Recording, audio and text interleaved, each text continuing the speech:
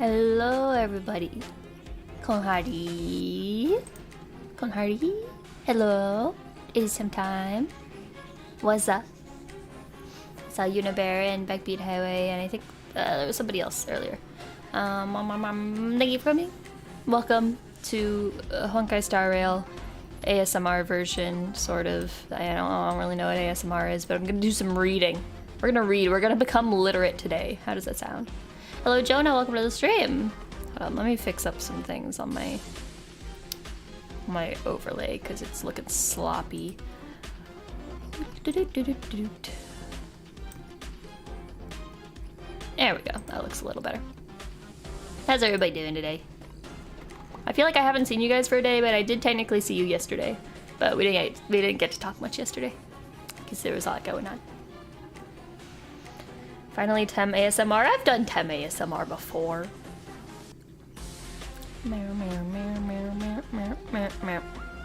So yeah, today the plan is just we're gonna read some books.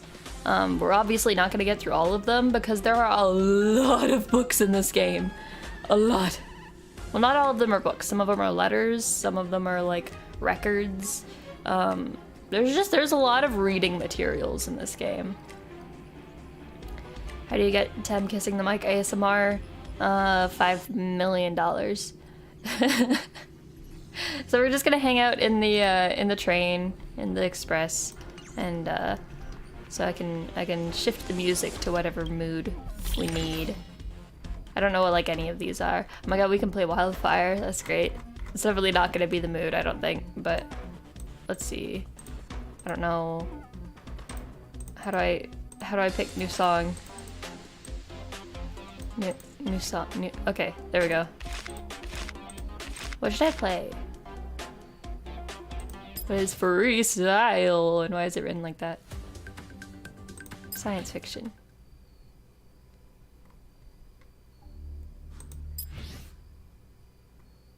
I want something tranquil so we can get in the reading mood.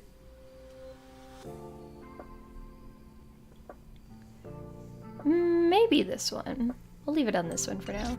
How's the volume for you guys? What? Why did it not save? No. I only want...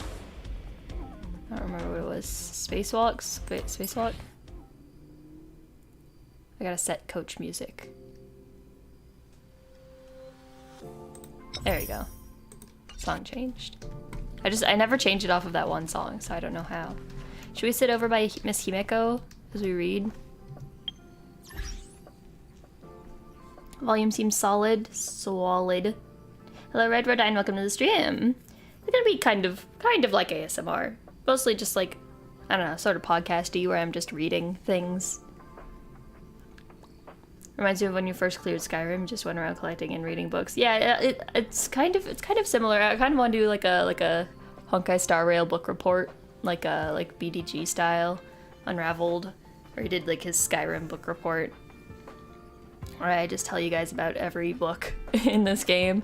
I wonder if somebody's already done. I'm sure somebody's already done something like that. Okay, so there are a lot of things that I haven't read, and also some that I haven't unlocked yet. If there are any in particular that I haven't unlocked that we want to read, we can go find them. There's some guides online to help us find them. I have the majority of reading materials though. Well, I'm missing a lot from the Lofu. But I do have an idea of where I want to start. We're gonna start with Tale of the Winterlands.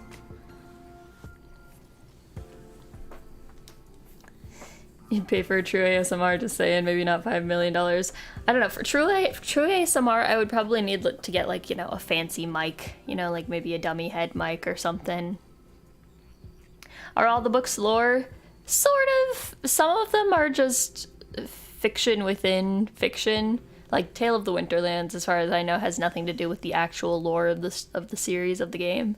It's just like within fiction, this is a book that exists.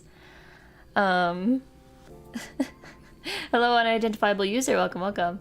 Dummy head is absurdly expensive. Well, we better start saving then. Like fairy tales of something? Maybe. There's probably some that are like myths and legends. There are some that are just fiction. There are some that are letters between characters. There are some that are records of like lab experiments and stuff. But I want to start with the Tale of the Winterlands because this is sort of a famous book within the universe. Because when you run around in Belobog, people start talking about this book that was banned. And the book is Tale of the Winterlands. And supposedly there's not anything necessarily bad in the book, but the book describes people going on adventures outside of the walls of the city, which is forbidden. So they were worried that it would like influence people to start going outside of the city walls into the cold wastes, the snowy wastelands. The actual headwind is like 10k. 3DO mics. Yeah, it's not necessarily on my to buy list for now, but maybe one day. How old am I? I am an unknowable age because I have time traveled so much that I have lost track. Hello, Rabbit Sensei and Asuya. Welcome, welcome. So anyways, I've been dying to read Tale of the Winterlands, and I was missing one part out of 9, so right before the stream I looked online and found a guide to try to get it. So now I have all of them. I think some of them are connected, like the ones that are split into parts, but I think most of them are sort of standalone stories. Looks like they shouldn't take too long to read. I don't know. I have no idea how long some of these are gonna be. I've got some tea here.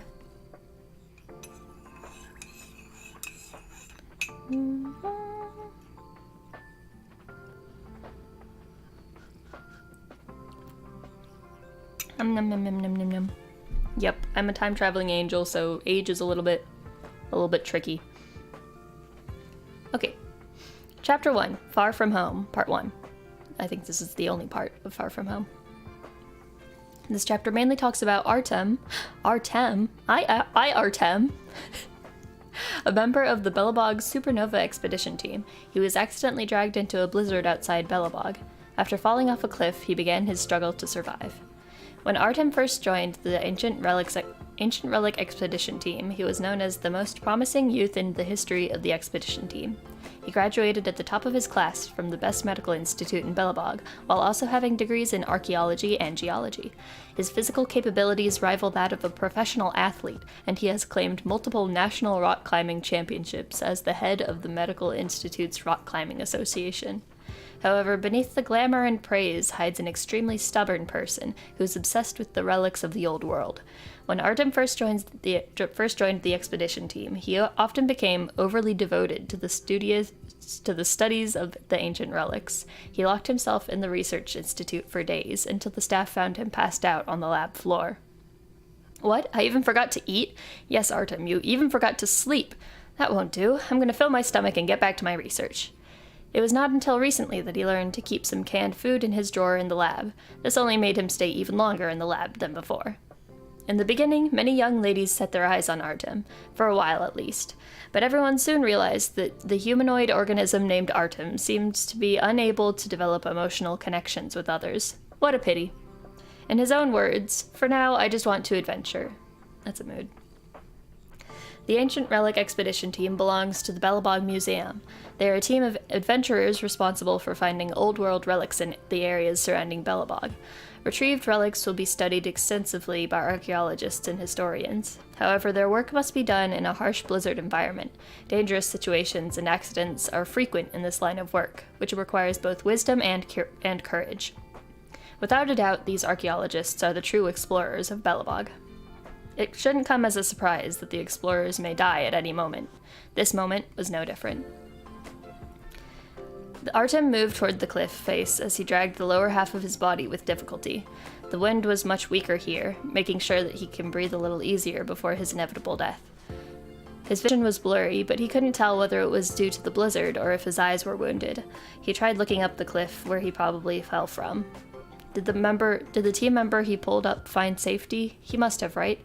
It was only a matter of time before he joined the other team members. That's a relief. He was exhausted, and his vision gradually grew dim. If he fell asleep now, during this blizzard, he would never wake up, that's for sure. The heavy abdominal bleeding had frozen solid, and Artem was unsure of how he would eventually die. It hardly mattered to him at this point. As the blizzard grew more violent, Artem would soon become a corpse just like the ones that he had passed by on previous adventures. It gave him some relief to think he wouldn't be alone. He was just 3 years old when he climbed the drain pipe to the rooftop. What? Much to the horror of his parents. Okay. 3 years old when he climbed the drain pipe to the rooftop, much to the horror of his parents. What was happening? Was his life already flashing before his eyes? How many memories does one make in a lifetime? Artem had drifted off to sleep under the cliff. The flame of his life flickered in the blizzard. It was about to die out. Well, that's a great start. I'm curious if this is gonna be connected to the other parts. Are we gonna find out what happens to Artem? Does he die? Maybe somebody finds him. Maybe in the very last chapter. Let's find out. Frozen City Part 1.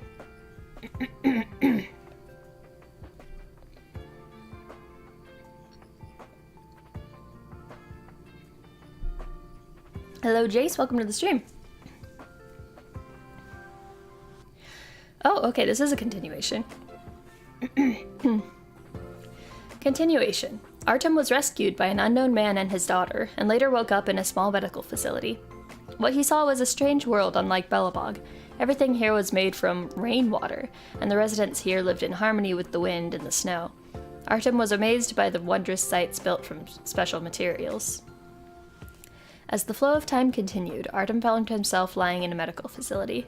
However, this medical facility had nothing in common with Belobog's Architect's Charis Hospital. No hospital in Belobog would have beds made of crystals. It wasn't until Artem noticed the IV drip attached to his arm that he realized he was being treated. There was drumming in his ears. His eyes were only able to make out the blurred, burning lights around him. Apparently, his motor skills haven't returned. What's for sure is that he had almost crossed over to the other side. The first person he met after being discharged from the hospital was the girl that helped him in his dreams. Congratulations on your recovery. Thank you. Could you tell me who are you? I should probably introduce myself first. No, wait. Artem was filled with questions. His words became jumbled, and he was unable to form a complete sentence. My name is Anna. I'm, Artem. Unlike the first time they met, Anna didn't tie her hair. The light shone through her long flaxen hair with translucent edges. The soft glow made her hair look as if it was delicately lifted. Her long eyelashes and calming eyes matched her thin face perfectly. In the past, Artem tried to avoid observing a woman's facial features for too long. With Anna, however, he couldn't stop until both their faces were flushed with embarrassment. Perhaps it had something to do with his life having been saved, but Artem felt something he had never felt before. Just as Artem had predicted, he was not in Belobog. It was a city that had been built in the blizzard. People called it the Frozen City. Different from Belobog, the Frozen City's forebears used the Old World technology to survive in the blizzard and preserve the spark of the Old World civilization. Artem was in the happiest phase of a culture shock. Everything was brand new to him, like in one of his countless dreams, in which the technologies of the past lying dormant in the museum come back to life. Accompanied by Anna, the city gradually unfolded before Artem. They should have also injected an Edelweiss into your body during your surgery. Edelweiss? What is Edelweiss? How should I put it? It's like a small machine. Machine? I thought machines were big things with chains, gears, valves, and steam. They can be injected into the body? I don't understand the principle very well. I just know that all residents of Frozen City are injected with the Edelweiss at birth. We do not fear the cold because of it. When I was little, the explorers told me that outsiders wear heavy clothes to stay warm. It wasn't until I saw you that I realized it was true. So, in the eyes of the local population, such warm clothes must be quite an unusual view. Right, speaking of which, are there other cities in this world besides Frozen City? But of course, the world is a big place. Anna suddenly stopped in her tracks, and Artem followed suit. In the clearing in front of them, a group of uniformed men gathered around a cannon, which was pointed at the sky, as if ready to fire, only waiting for someone to light the fuse. Are they planning to shoot the cannon at the building across from here? And Anna couldn't help but laugh at his genuine question. She wasn't used to guiding outsiders. You're not wrong, but they're planning to construct a new building here. Construct a new building? Yes, but since it hasn't taken shape yet, I don't know what it'll be. The cannon fired into the sky, and thick clouds began to form above the clearing. Moments later, the water Anna called rain fell from the sky. Rainwater was a term that Artem had only read about in museum archives. He had never witnessed it before. It was a common weather condition in the old world, only snow would fall from the skies in Belobog. It wasn't until this moment Artem understood that the cold snowflakes at home could fall in such a gentle way. The rainwater didn't disperse as it fell upon the open ground. Instead, it quickly solidified into a concrete shape, as if sculpted by invisible hands. As the rain continued to fall, the outline of the building became clearer. The style was much different from those in Belobog. A building tens of meters high was completed before Artem's eyes in a matter of minutes, like a miracle. Anna was no longer surprised by the shock in Artem's eyes. She explained that all buildings in Frozen City were created from the miracle rainwater. If the weather monitor cloud ship detected an incoming blizzard, these buildings would be converted into water on command, then transformed into new buildings as the people of Frozen City migrated to a more hospitable area. Unique blueprints were traded among residents. Strange buildings rose every day. There was nothing more natural to the locals than that. Okay then. Magical rain buildings. I don't know if I should read the continuation. It seems like it just kind of spoils things. I don't know. For now, I'll keep reading it. Following Anna, Artem witnessed the technological miracles of the Frozen City, including the rainwater, frozen tunnel network, and many others. During the tour, Anna delivered the Queen's invitation to Artem. He was being summoned as a foreign guest. This is how he'll get to meet Dalmir of the Lava Kingdom. Responding to the summon, Artem arrived in Frozen City's Crystal Palace. He had no issues in finding the place, as the palace's grand dome could be seen from anywhere in the streets. Under the guidance of the soldier in charge of guest reception, Artem passed through the main hall and entered the most prized part of the Crystal Palace, the Hall of History. The glimmering light of the dawning sun cast a delicate outline upon the corridor walls. Sometimes I just can't process the words that I'm reading. Hold up. Passed in the main hall and entered the... Okay. Following Artem's footsteps, the sculptures of the ancient heroes and kings began to move. The spears in their hands extended forward, slowly reaching towards the evil monsters. Their cloaks swayed in the air, as if dancing alongside gusts of wind. However, all movement came to an end as Artem stopped. Stopped? I think that's supposed to say stopped. Artem had spent his fair share of time in museums. Trying to uncover stories hidden within the silent relic was part of his daily work. He was familiar with the techniques used by ancient artists and got used to ignoring symbolic adornments, so he could get right to the history itself. He couldn't help but slow down to gaze upon the magnificent works in the corridor. Emerging from the shattered sky, with golden blood running through their veins, the god looks down upon the mortal world with cold and condescending eyes. Golden blood, would that be Nanook? The warriors of the Frozen City were fighting the monster army. They wielded weapons emitting flames of death and wore armors that Artem has never seen before. An armed vehicle the size of a mountain soared through the air like a snow gull. At the apex of this tidal wave of an army sat a woman with a diamond crown on her head. She was brandishing her spear, pointing it towards the merciless god in the sky. Artem almost collapsed under the power emitting from the sculpture. He exhaled and noticed that the soldier leading him was observing his fascination with a smile. Artem gave him an apologetic look and quickly caught up with the soldier. Artem was told by the soldier at the reception that he could move freely while waiting for the Queen's summon. Not long after he sat down, a ragged outsider came in and sat next to him. Before Artem could speak, the man introduced himself. "Hello, I'm Dalmir of the Lava Kingdom. I'd like to know..." I'm Artem of Belobog. I'm not a guest, just an adventurer that ran into trouble. Belobog? I've never heard of it, but I'm glad to meet someone in the same line of work. Same line of work? What an unexpected joy. Judging from your clothes, you must have experienced many thrilling adventures. I guess thrilling would be an accurate description. I came here as a cannonball. What? I came here as a cannonball. It was eye-opening. I've never seen snowflakes before. What did you say? You came here as a cannonball? Yeah. You put a man inside a cannon, then boom, the man's flying through the air. Get it? Dalmir excitedly drew a parabola with his fingers. I don't get it. How could a man survive that? Here we go. This is my favorite moment. That incredible look on your face. Now I get to slowly explain my hometown to you. I'm used to it by now. Dalmir smiled proudly with his hands on his hips. There are no snowflakes in the Lava Kingdom where I'm from. The difference in temperature is night and day compared to the frozen city.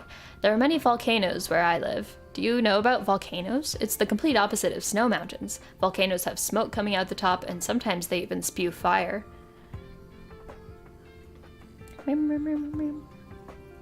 This feels like this is Zelda.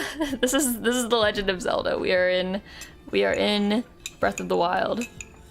We're talking to a Goron.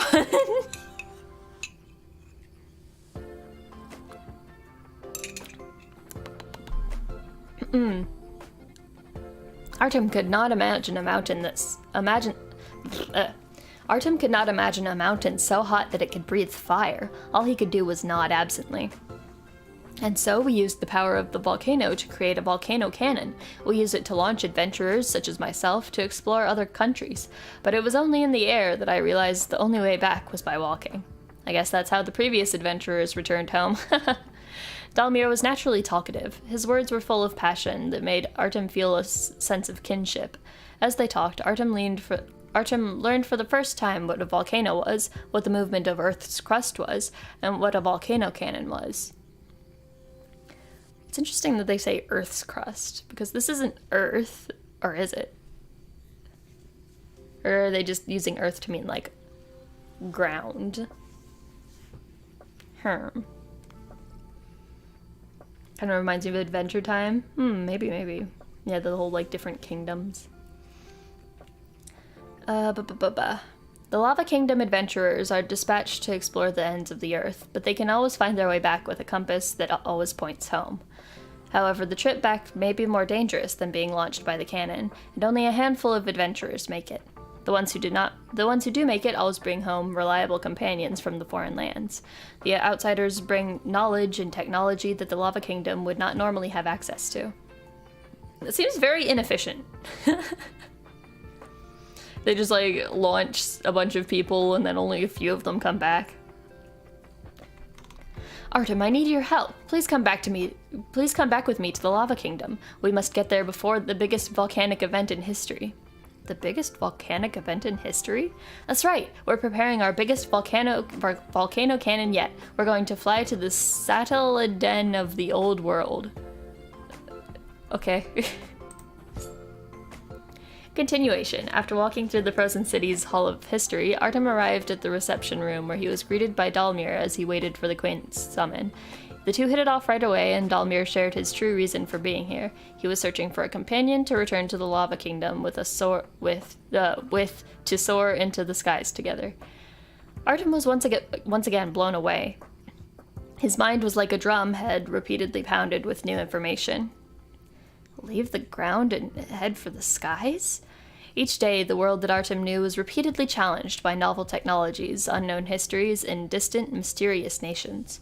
Just as he thought nothing else would be able to surprise him, the man in front of him invited him to leave the land using a cannon powered by a volcano. He had no other choice. With all due respect, I refuse. What? I thought you'd be more adventurous than that. I was certain you would agree. Those are two completely different issues. Going to a far and unfamiliar nation or climbing to heights never reached before may sound crazy to some people, but those feats are all within human logic and understanding. Using a volcano to launch yourself into the sky? That's just suicide. After a short exchange, he bid his farewell to the adventurer from the volcano. Maybe it's not that ruthless of an idea, young man. He took but a few steps when a commanding and soothing voice came from the side. Only now did Artem notice a woman in expensive clothing staring at him from not too far. Based on what she was wearing, Artem immediately realized who it was and bowed. The woman smiled back. "May I ask you a question? Adventurer from Belobog, why did you embark on this perilous journey?" "Perhaps restlessness runs in my blood?" Artem pondered for a moment, then shook his head. "Perhaps life is too peaceful in Belobog. We hide in a greenhouse and listen to the preaching of the speakers day after day. Soldiers guard our borders, stopping monsters from entering our city and preventing our people from leaving. If you work hard, you don't have to worry about food or shelter. But every day is the same. Life is peaceful without any changes. People are afraid of an unstable future and losing the life to which they've grown accustomed. Belobog's history is hundreds of years old, but nobody has ever truly left. I don't want to read the same newspaper every day. I don't want to cover my eyes and ears and pretend the world is the size of our city. I want to know if I can survive a life that's not so peaceful." The woman smiled. "It seems you were born in the wrong place. You are different from the other Belobog people I know." "There have been other people of Belobog who arrived here?" "That was over 100 years ago, and it ended regrettably. Fortunately, the frozen city relocates constantly, and the disaster of war was avoided." Artem was listening to the words coming out of the woman's mouth in shock. "You mean to say Belobog and Frozen City almost went to war?"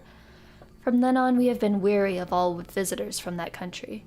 The woman raised her head to stop his questioning.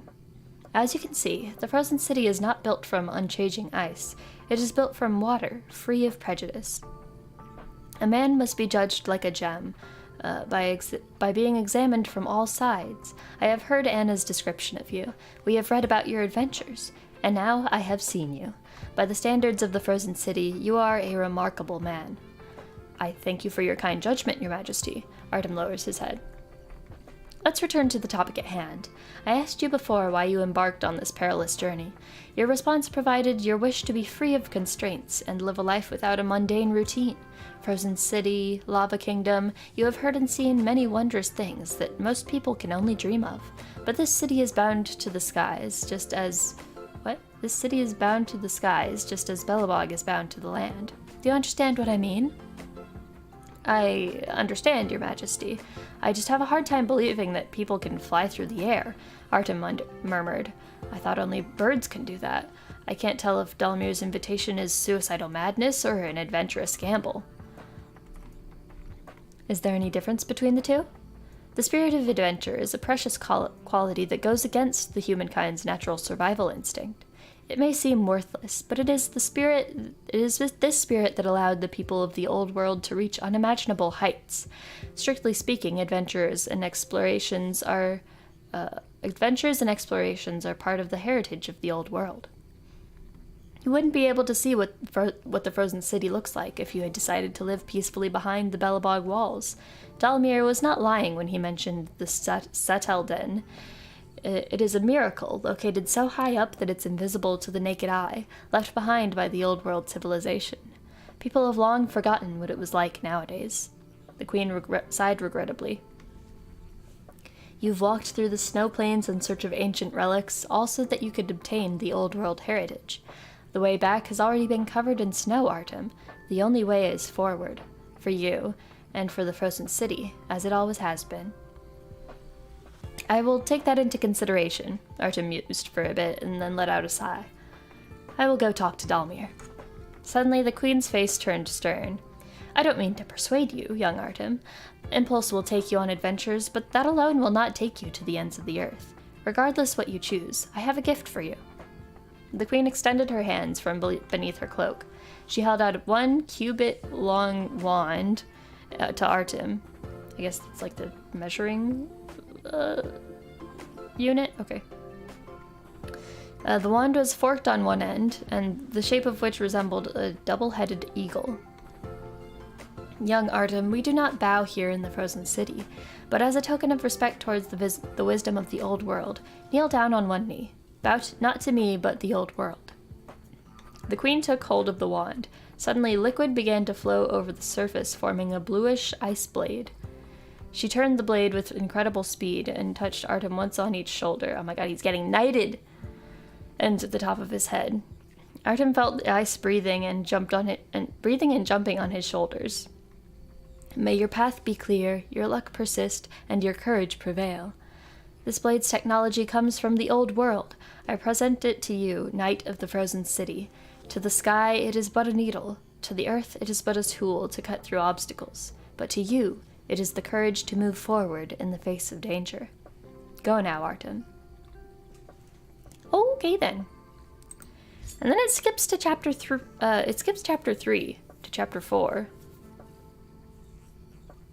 And I don't think that's a mistake. From what I could tell, I found all of the parts of the book. So I don't know what's up with that.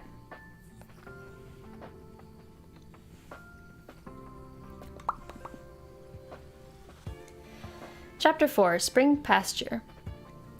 This chapter talked about Artem and his two companions arriving at the warm grasslands after leaving the snowy mountains. Excuse me. Though the soil was rich and the plantations ample, danger was still lurking in every corner of this pleasant place. Dangers such as never before seen giant insects. Yeah, I'm pretty sure there is no chapter 3.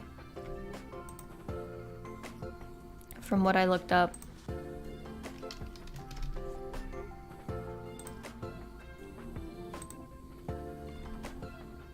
Yeah, it just goes from chapter 1, chapter 2, part 1, 2, 3, and then chapter 4. So I guess it's like maybe a chapter that's been lost to time or something? I have no idea. The fertile environment gave birth to vigorous growth. The soil beneath his feet felt like a soft mattress. Artem took off his jacket and walked through the grass field with weeds as high as his knees. A soft breeze passed by with the scent of the fresh blades of grass. Artem never thought such a gentle wind existed in the world. He gently held on to Anna's hand, and she accepted his advance. Woo! Hand-holding! Hand-holding! Wow, I understand why this book was banned now. For a split second, an idea passed through Artem's mind. Stay and spend the rest of the life with Anna here, but he quickly cleared his head of the selfish thought when he looked at the girl standing beside him, who had entrusted him with everything. He would be letting her down if he were to follow his selfish urges. Before the three could enjoy more than just a sudden moment of peace, a rapid buzzing noise rose in the sky. The strange noise brought a prickling pain to their heads. A monster, like a bird, dashed through the sky, flapping its glass-like transparent wings at astonishing speeds. Instinctively, Dalmir covered his ears and dropped to the ground, and began praying to some god. Wow, thanks, Dalmir. After having experienced being taken away by monsters, he has always been the first to react to similar dangers. Artem fought the pain in his eardrums as he covered Anna with his body and knelt to the floor. He realized that he might have seen monsters like these somewhere before.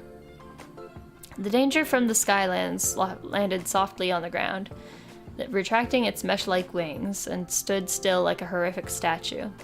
Was that a mosquito? Artem finally recalled from the depths of his memories the description he once read in an encyclopedia of the old world regarding the monstrosity before him. In the Old World era, the world was divided into 4 distinct seasons. Mosquitoes were blood-sucking insects that emerged during the summer, but their size was no larger than the average fingertip and could be crushed with ease. However, the mosquito before him was taller than he was, and he could see individual hairs on its slender limbs. Its long and thick sword-like proboscis pierced in the ground as if it were sucking on something, completely oblivious to the 3 people standing around it. Lying flat on his stomach, Dalmir suddenly felt liquid moving beneath the soft soil as the giant mosquito's belly swelled up. There was fear in his lowered voice. Let's escape quickly before it discovers us. Yeah, be careful. Artem slowed down his breathing and moved slowly through the tall grass, but the nasty creature seemed to detect even the slightest tremor in the soil. In the blink of an eye, it retracted its proboscis and flew into the air. The faint hum came again, accompanied by a numbing headache. Artem brandished the sword that the queen of the frozen city gave him and readied himself for battle. Be careful, Artem, it's coming! The high-pitched noise turned into a shrill scream as the creature approached. Artem parried the piercing attack from the mosquito's mouth with his sword. The creature was agile in the air, able to not only hover but quickly change directions. It flew back into the air and swooped down for another attack. Its movements were so fast that it became a blur. Just as Artem was unable to dodge it, a roar of gunpowder sounded from behind him. The giant mosquito was knocked to the ground, with its legs in the air. Artem turned around to see Dalmir holding an ancient flintlock musket, with white smoke coming out of its barrel. Great shot! Dalmir was thrilled with the precision of his shot, but his excitement soon turned into fear as the creature kicked its feet to turn itself over. The giant mosquito turned upright and started flying back and forth in the air, enough to make someone dizzy. Artem could tell how angry it was by the fierce flapping of its wings. Its needle-sharp mouth quivered in preparation for its next attack. Artem's hand shook as he tried to hold on to the sword. This wasn't going to be an attack that could be dodged by reflexes alone. Anna, get out of here! But Artem! Escape? No need. A strong but powerful voice sounded from out of nowhere. Suddenly a long lance appeared from the sky and pierced the semi-translucent body of the giant mosquito, pinning it to the ground. The battle was over in an instant. Artem let out a sigh of relief. They were saved. The man who spoke was dressed in strange, imposing attire, looking majestic. What's more surprising was his mount. It was an insect with an armored shell, developed hind legs, and a saddle on its back. It was nearly the size of the giant mosquito that they just fought. The insect mount jumped with lightning-quick speed. As it did, the man pulled his lance from the creature's corpse and stopped in front of Artem. He pointed it with precision at Artem's heart. He whistled, and a team of similarly dressed knights appeared from the grasses. The three of them were about to express their thanks when the first knight announced, "Strangers trespassing on our sacred land, the spring weld, you are under arrest." Bam, bam, bam! Oh, hello, Shingoto, welcome to the stream, and Dumbo Combo, welcome. We're reading some fun, happy stories about the adventures of Artem. Hello, Lobo, welcome. In this chapter, Artem and friends discovered an altar that can be used to directly communicate with the giant monster Springweld, and found out the entrance to its lungs. Okay, that's a sentence. But what they found when they arrived in its lungs is an old world rainforest with severe flooding. Artem and Duke dived into the water to find out the reason behind the play. See, this is just spoilers. This is just spoilers for the coming chapter. Okay, whatever. As Artem slowly woke, a mysterious feeling ran through him, as if he was freed from the weight of his body. He felt light, and the prolonged slumber provided a miraculous sense of security, just as what infants feel when they rest in the water of their mother's womb. He slowly regained consciousness, but the drowsy feeling remained. Artem recalled the last thing that happened before passing out. He struggled to return to the surface as someone was dragging him down deeper into the water. He held out as long as he could before finally running out of air. Did I drown? There was no time for Artem to figure out what had happened, because knowing what was going on was more important. He was completely submerged in water, however. There was not the slightest sense of grasping for air. He turned his wrist and confirmed the flow of water between his fingers. Then his body began moving upward as he started kicking his legs. Bam! His back hit the bars of the metal cage. The sudden pain made Artem swear out loud, but knowing that he was still alive put his mind at ease. "Are you awake, Mr. Artem?" A familiar voice came from behind him. It came from behind Artem. I assume that there's not supposed to be a period there. Swimming towards the sound, Artem discovered Captain Duke and the iron bars in the water between them. So I'm guessing that there are more chapters missing, because this is not a direct continuation. Hello, John. Welcome to the stream. Captain Duke, you're alive as well? Where are we? We've been captured by the underwater residents. So that's how I passed out. No, you passed out because you were holding your breath. Haven't you noticed? We can breathe in this water. Artem suddenly understood. He was only alive because of this mysterious water. When he was a medical student, he learned that it was possible to breathe in water if enough oxygen was dissolved. It seems their conversation warranted a response from the nearby guard. A boyish figure swam past their cage. Dressed in tights with a harpoon in his hand, he banged hard on the iron bars with the harpoon, producing strong waves that sent Artem back. "Shut up! This isn't a place for chit-chat!" The guard wasn't playing around. Where else would you breathe besides in the water? You fools, come take a look at this. The guard pulled on the net in his hand. The thing he was dragging floated slowly into sight. There were white, transparent, sluggish worms. At least Artem thought they were worms, for he had never seen anything like them. Do you know where these bugs came from? Artem and Duke looked at each other and shook their heads. Huh, you useless creatures. I thought you two would know something. These are bugs? I don't know, but I have to call it something. The guard suddenly remembered his position and struck the iron bars again. Silence! Don't talk to me! After a brief moment of silence, Artem asked the guard, It doesn't look like it has any internal organs. Maybe it's not a living organism? It chases people as if it has eyes. Who cares if it's living or not? Snorted the guard. When the body is split open, it releases a liquid that can dissolve people. You also can't breathe in the polluted water. Okay. Polluted water? Duke added coldly. So instead of attacking them, you built this huge underwater prison. Haha, so you're the clever one. That fool besides you keeps asking stupid questions. Yes, 200 layers of the prison below you are filled with these bugs. The guard's tone suddenly became serious. We must continue building the prison to survive. What?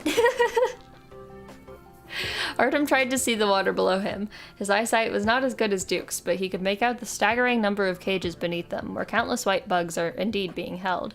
However, the water was so deep that he could not see the bottom, only a deep abyss. The rising waters could have already crushed the insects near the bottom with sheer pressure, leaving only the smell of death in the abyss. Artem seemed to understand the real cause behind the flooding in the lungs of Springweld. The constant appearance of bugs and the expansion of the prison made the water in its lungs rise higher, leaving less room for oxygen. This prison wasn't meant for the two of you. The guard banged on the iron bars again. If you can help us find out where the bugs are coming from, we can let you out of here. How about it? What if I told you we were actually from above the water's surface? To be continued, except not, because we're gonna go right into chapter 6. Alright, I guess I better read the summary, because apparently we're missing a bunch of chapters. Actually, we have 2 parts of Lava Kingdom. In this chapter, Artem and friends arrived at the last stop in their voyage, the Lava Kingdom. Loud buzzing noises emerged from the distant lava, and boulders responding to Dalmir's signal flares. Okay. A giant insect suited in plated armor arrives before them. It was their ride to the Kingdom of Cannons. Artem originally didn't have any negative feelings toward these invertebrate annelids. They've noticed the flare. Look, that's the molten insect. It's here to bring us home. A sense of joy and pride can be noticed in Dalmir's tone. Here for us? Another giant insect. There's too many bugs here. The gigantic earthworm-like bug stood roughly 2 meters tall and 20 meters long. It continued to squirm as it was parked and waited to be boarded. Numerous layers of petal-shaped scales covered its circular muscles. The scales were coated in a special layer of fine black granite sand, which looked to be made part secretion and part lava. Artem was reluctant to board this worm and stood still. What's wrong, Artem? This is not as strange as the bugs back on the Springweld. Let's go, Artem. Anna followed after Dalmir. An old man was standing above the rings of muscle. He was holding a long pole in his hand. In his other hand was an iron hook holding on to something like a bridle. He jumped off the back of the giant bug with style. The old man spread out his arms and embraced Dalmir. It was clear that they weren't just acquaintances, but great buddies. Hey, Dalmir! President Barbicane, you came to see me? Haha, surprised, are you? Quickly introduce me to your adventure companions. Hello, I'm Anna. Hello, Anna. I am Barbicane. Haha, this girl is adorable. Why do these people talk like this? Barbicane, seeing that Artem hadn't moved, walked towards him, shouting at the top of his voice, You young lad over there, come quickly. We are headed back to the Lava Kingdom. Artem, seeing the old man limping over to him and grabbing his hand, reluctantly followed. Hello, I'm Artem. After climbing on the huge molten insect, it was as Artem had feared. The metal armors on its back didn't fit well on the worm. There was nothing Artem could hold on to except the arms of the seat. He clamped his legs tightly to keep himself from falling off this loose carapace. There was the sound of an electrode at the end of Barbicane's pole as he looked back at the people seated behind him. Off we go! The giant worm squirmed with the shock of Barbicane's pole. With the rhythmic contractions and relaxation of the ringed muscles, the worm moved forward faster and faster. Sitting between Anna and Dalmir, Artem thought this was a marvelous way to travel. The distance between them changed slightly every time the worm's muscles relaxed and contracted. Without a doubt, there were some unexpected advantages to this special mode of transportation. The large worm and its armor can be compressed to a certain extent, allowing it to crawl through tunnels. It can go around some smaller volcanic vents, and also climb on rock walls that others would have to circle. Barbicane used complex static signals to control the worm, and the worm made some delicate maneuvers of its own. The two of them were like parts in a well-oiled machine, achieving some impossible movements together. Artem also noticed the unique way the large worm dissipated heat. The sticky liquid would flow out from the small reticular holes in its armor. The burning sand would then fall off its carapace, while new clay and sand would stick to it from the fresh liquids, thus taking away the heat from the armor. How incredible! As the journey continued, Dalmir and Barbicane's conversation about the Lava Kingdom grew more interesting. According to Dalmir, half of the adventurers in the Lava Kingdom loved building cannons, while the other half loved adventures. Barbicane is the president of the Lava Kingdom Cannon Development Committee, a fine example of how obsessed they are with cannon technology. The only thing they could boast about was the size of the cannon or its firing range. In our committee, people respect you based on the might of your cannon. I could make so many jokes. Dalmir is only interested in making flintlocks. We're not interested in that. Hey, I'm a professional adventurer. President Barbicane's boorish laugh gave everyone around him a sense of kinship. He was missing an eye, and one of his hands and one leg were replaced by metal prosthetics. It wasn't until he turned to talk to Dalmir that Artem noticed a part of his skull was also made with some kind of silicon.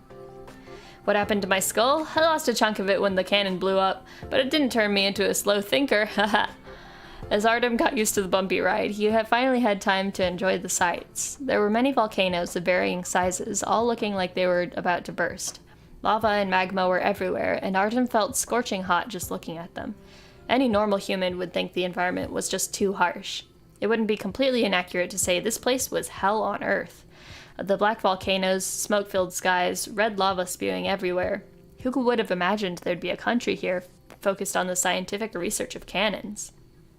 It's been a long time since any adventurers returned. I've asked our cook to prepare a celebration feast tonight. Artem was excited that there would be a celebration. Only Anna, who had been watching the volcano in the distance, seemed to be preoccupied with something. The banquet hall was full of people from the Cannon Development Committee and the Explorers Guild. President Barbicane's passionate introduction of the three of them was met with thunderous applause. Artem noticed something. Everyone was missing a body part, whether it be an arm or a leg. Some of them even had a rubber chin or a platinum nose. From Artem's perspective, it was a miracle that Dalmir's body was completely intact. For years now, our Cannon Committee has been planning the greatest cannon event, one that's worthy of our ancestors. Everyone is aware that the greatest volcanic activity in history is coming. Viva the volcanoes! The banquet hall filled up with loud cheers once more. We will bravely shoot ourselves into outer space, risking our lives for the greatest adventure the world has ever known. Viva the outer space! The whole banquet hall shook as if it would collapse at any moment. Yeah, the size of their cannon. Ayy. Potential observations from Dalmir's journey have allowed us to track the bondEN. I assume it's like a satellite. I am pleased to announce that we can now reach it with complete certainty using the cannon. Many people were shocked at the announcement, evident by the sudden silence in the hall. Then it was followed by cheering and applause that couldn't be suppressed, even if all the cannons in the banquet hall were fired at once. Artem sneaked away from the crowd of people in the banquet hall. He saw Anna looking out of the window at the quiet volcano in the distance. Beside her, it was the sparkling wine they had brought from the spring well. Anna. Artem, don't say anything. Can you come here for a minute? During their adventures, Artem had witnessed Anna's extraordinary tenacity 1,000 times, but now her voice sounded like a distress signal, pleading to him for help. Her soft breaths seemed to be conveying a desire for it to make him stay. It made Artem want to embrace her from behind. Artem, just chill out. Chill out, Artem. What's wrong? If you go to outer space, will you ever come back again? Perhaps. There probably won't be volcano cannons in the bondEN. Artem. Anna turned around and her face flushed as if she had cried. At that moment, the sounds from the banquet hall faded away and the whole world fell silent. I miss home. Will you come home with me?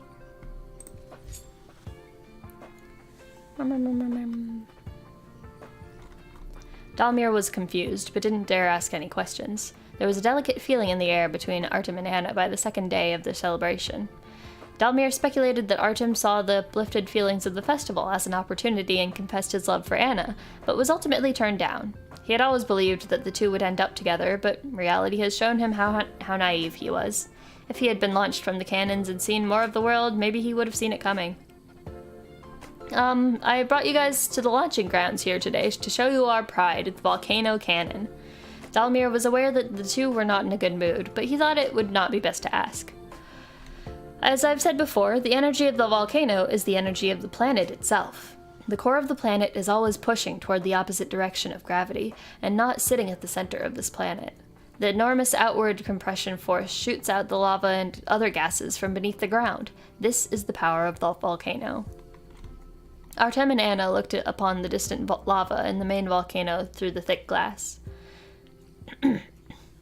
Its characteristics were similar to ocean waves, rising and falling. On the other hand, it was like boiling water, with gases constantly pushing out of the magma and forming bubbles that soon bursted.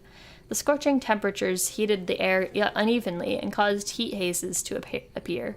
Anyone could see that such an unstable, burning, and bright liquid could not be suppressed for much longer. Without realizing it, Artem was sweating all over.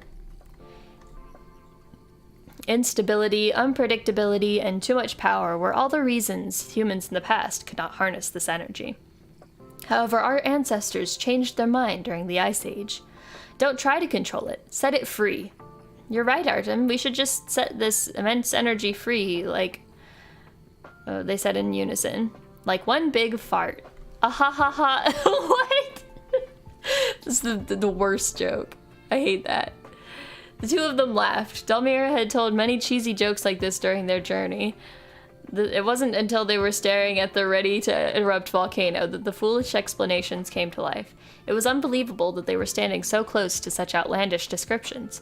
Artem felt like he was still in a dream. Anna laughed lightly as she walked behind them. The energy container at the top and the volcanic accelerators over there. They're expensive to make, but they're all disposable. I can never tell who's talking. Dalmir suddenly stopped. He wasn't pleased with that expression. They've prepared their whole lives for the one battle, but it only takes one battle to prove everything. They aren't disposables. They're the ultimate romanticists. Okay, the energy container at the top, volcanic accelerators. They're expensive to make, but they're disposable. Okay. Romanticists? Artem felt as if something was stirring inside his chest like restless magma. As Dalmir's voice grew quieter, he could feel the vibrations of the mantle, all that immense energy to realize the once-in-a-lifetime romance. Look over here. This is the cannonball we'll be riding in. It was a spherical cockpit about 7 meters in diameter, with wide windows in front. There were countless precise instruments, levers, and buttons inside. On the outside, there were a pair of thin wings that could open out. It didn't look like anything from the Lava Kingdom. Could it be... That's right, it was a cannonball created by the people of the old world. This is the only one in the whole world. The outside was covered with material that can withstand temperatures up to 5,000 degrees Celsius. Telemetry, communications, energy, temperature control, and other precision equipment lined the walls of the interior. Artem had unearthed many old world relics to know immediately that this was the pinnacle of old world technology, something that could take people to outer space for real. This cannonball is also a romanticist, flying into outer space with no return. It will complete its mission during the journey, then float through the universe as a permanent fixture. Once again, Artem felt he was no longer on the ground. He was among the brilliant stars that filled the night sky. Anna looked at the man standing before her, knowing that his mind had already left this planet. She understood completely. Artem's heart had reached the heights of the firmament that she couldn't reach, no matter how hard she tried.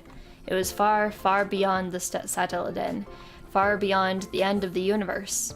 And so she decided to leave quietly before dawn. Perhaps it would make him less miserable. But she still couldn't do it. "Thank you, Anna." On the path before sunrise, she saw a clear silhouette. It was Artem waiting for her. She couldn't leave quietly after all. "I have been deeply in love with you ever since you saved my life. I have never seen such a tenacious, independent, and gentle woman like you. There have been plenty of chances for me to tell you, I like you. I want to spend the rest of my life with you. But I cannot stay with you. If there's one thing that I must do in life, it is to go on adventures, continuous adventures. I'm sorry. I think I'm also a romanticist. I'm willing to risk everything I have for the sake of adventure. I'm sorry." With tears in her eyes, Anna knew. She knew the moment she embarked on this journey, it was the kind of man she fell in love with. Before her tears could fall, a warm hand wiped away her tears. It was Artem's hand, which she knew all too well. "I don't want you to shed so many tears for me, but I've already decided. I understand. I understand completely. I can only give you 3 things." Artem took out his journal, which carefully recorded all his adventures and memories with Anna. "The first is my past. Everything we experienced together was real." Artem placed the sword that the Frozen City Queen had given him in Anna's hands. "The second is my future. This is my promise to the Queen. I wish to protect you forever. And the last is my present. I love you, Anna." He kissed her. They were so affectionate, as if time had stopped at this moment, and the future would not come. In this chapter, armed with the conviction of never returning, Artem and Dalmir would ride a cannonball of the old world into the sky. The final chapter. The impact factor of the volcano cannon was not included in the original designs. The cannonball instantly reached a shocking speed upon firing, leaving everyone at the launch site speechless. Is this really going to be okay? From the inside, Artem and Dalmir had to withstand 10 Gs of crushing force. They were almost smashed by the power. Artem lost consciousness the split second upon launch, and the memories of the dangers on the snow plains appeared in his mind. His lulled state did not last long as he woke himself up with impressive conviction and mental discipline. After experiencing the near-death moment, Artem immediately noticed the importance of the shock reduction capacitor in the flying pod. Without it, he'd already be dead. Dalmir, on the other hand, was having a much harder time. His eyes were rolled back and white foam was coming out of his slightly open mouth. Is he passed out? Or is he gone? Artem called for him a few times. He called for him over the radio several times, but Dalmir did not respond. Not only could the approaching space be seen in the porthole of the cannonball, but so could the distancing ground from beneath. The spectacular view unfolds rapidly in front of Artem's eyes. The familiar sights quickly shrink till it becomes unfamiliar. The numbers on the instruments could continue to climb, with no sign of slowing down whatsoever. Artem was still unaware of what was happening, even though everything pointed towards the same conclusion. They were leaving the planet at shocking speeds. They were 5,000 meters off the ground.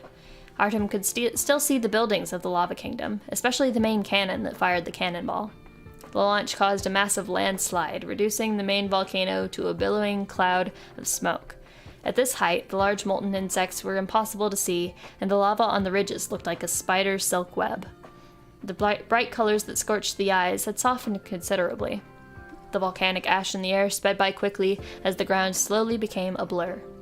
10,000 meters off the ground. Artem could see the spring weld. At the height of tens of thousands of meters, Artem could barely see the back of the beast. Even so, he had not seen the monster's entire body. Such a giant beast! It was an indescribable feeling to have a panoramic view of the roads he had taken on during his long adventures. Artem traced the route he had once taken on, saw through the snowy mountains, and looked at the blizzard. The frozen city was within the quickly passing clouds and snow, and he could barely see its outline. Anna once said she would go fishing with her father to relax at the end of long adventures. How would she relax this time? Thin clouds began to obstruct his view, and thoughts of escaping came back. How long has the cannonball been flying? They flew higher until they reached the darkness. Belobog loomed over the dark land. Thousands of lit houses were only the size of a coin, but Artem knew that it was Belobog. The urban urban heat island effect stood out against the surrounding chill, which was even more evident when looking down from the clouds. It was this warmth that has sustained Belobog for 100 years, but it also prevented its people from going outside. Compared to the size of the planet, Belobog was but a speck of dirt.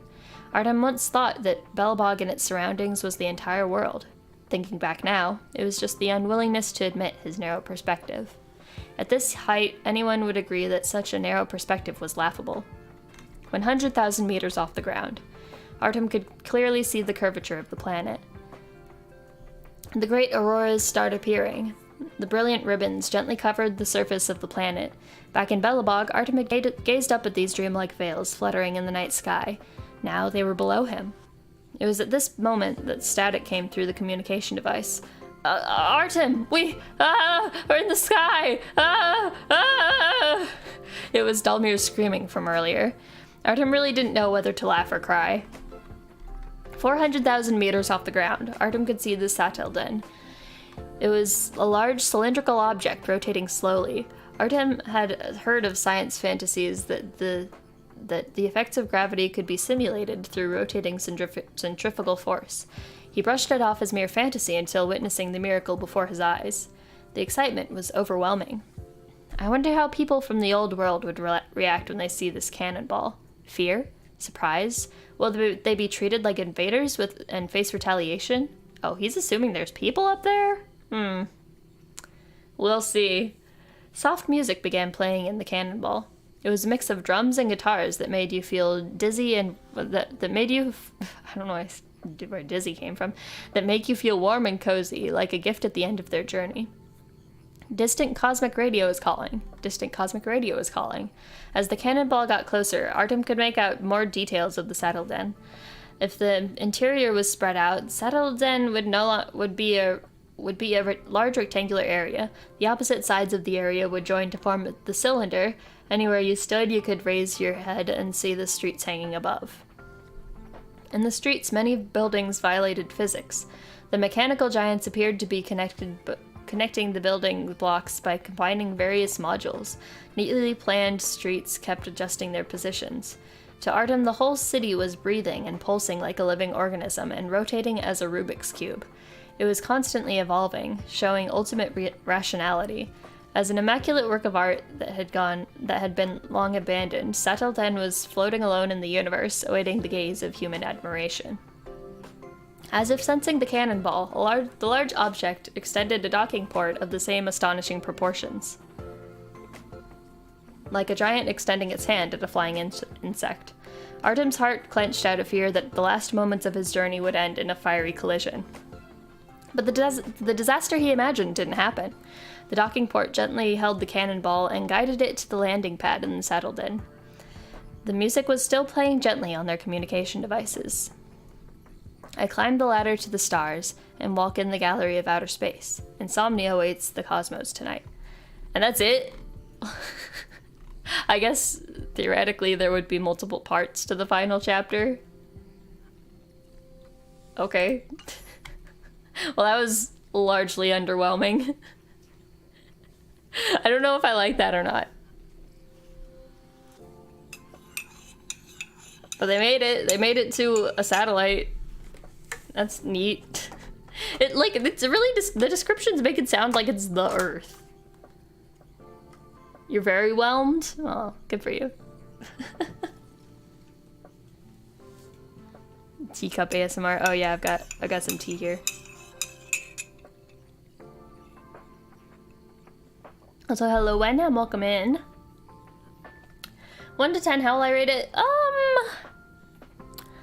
gonna give it like a 4. No, that's too harsh. Like a 5.5. I think if we got the full picture, because clearly there are parts of chapters missing, or whole chapters missing, I think it would be a lot better. And the characters seem really simplistic and the dialogue sucks. But in terms of world building, it's pretty high up there. They have a part 2, 3, and 4, and so many more to the final chapter. You're so right. It's like there's literally no chapter 3. And then between like these 3 chapters, there's like 0 transition. So there's clearly parts missing. But this is every part that you can find in the game. I wonder if they'll ever add more, or if it's just gonna forever be incomplete. But anyways, that was Tale of the Winterlands. What should we read next? What seems interesting?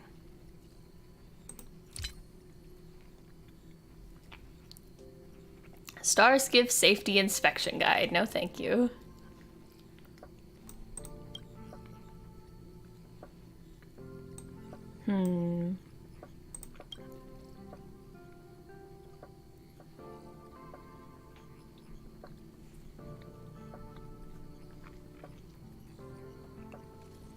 Yeah, I kind of doubt that they're gonna add any more because, like, Belobog. The Belobog arc is already done, so I don't think they're gonna add more stuff to Belobog. Unless we just find them across the galaxy, across the universe. Asuda, thank you for coming. Have a good day at work. Bam, bam, bam, bam, bam, bam. I'm kind of interested in the Cloud Cry songbook. So these are supposedly songs from, what was it? Vidyadhara folk songs. Hell yeah.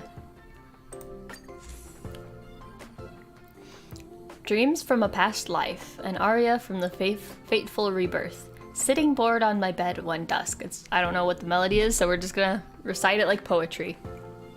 Sitting bored on my bed one dusk, half the beaded curtain... What are these words? Half the beaded curtain peeled back. In no mood to awaken, yet no mood to sleep. Clothes half worn and eyes half slack. Oh, it rhymes! It does rhyme. A sudden gust of wind pushes forth the boat. In dreams, a war with the Borisin we wage. Knife in hand, black and red horses leap on. Alongside my husband's worship, in fight I engage. 2 twittering orioles land on their branch. With karma past doth this life's grief cast. 10 times reborn with all its love and hate. How hard can one take of a husband lost? Gazing up, I now see daylight through that verdigris. Those past loves and past lives seen only in reveries. Wow, that's a little depressing. Eternal Regrets of a High Elder, an aria from the Dragon-Tooth Tales. When the dragon turns red, then the green pines shall shed.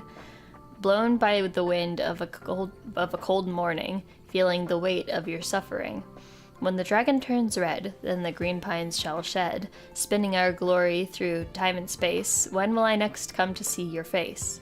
When the dragon turns red, then the green pines shall shed, wantonly drinking the silver moon. How many times must we be entombed? When the dragon turns red, then the green pines shall shed, pass like a dream out of sight and mind, 600 years in this mortal bind. Cool. Great songs. Wow. I learned so much. Tiger boxing gym admissions ad.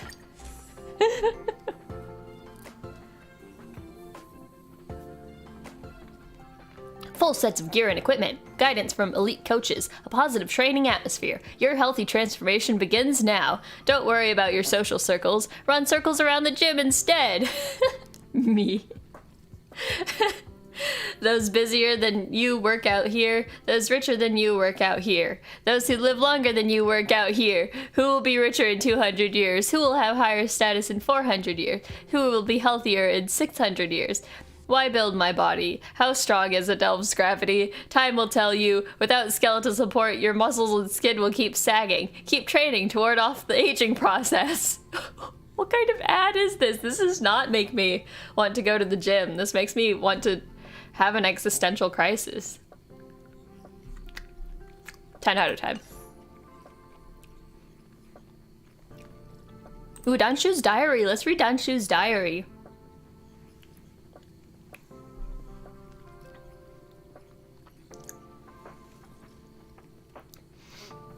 The Diary of Danshu, the chief alchemist of the Alchemy Commission. It records this blind diviner's struggles against her destiny. I'm actually pretty curious about this one. No titles, only ... dots.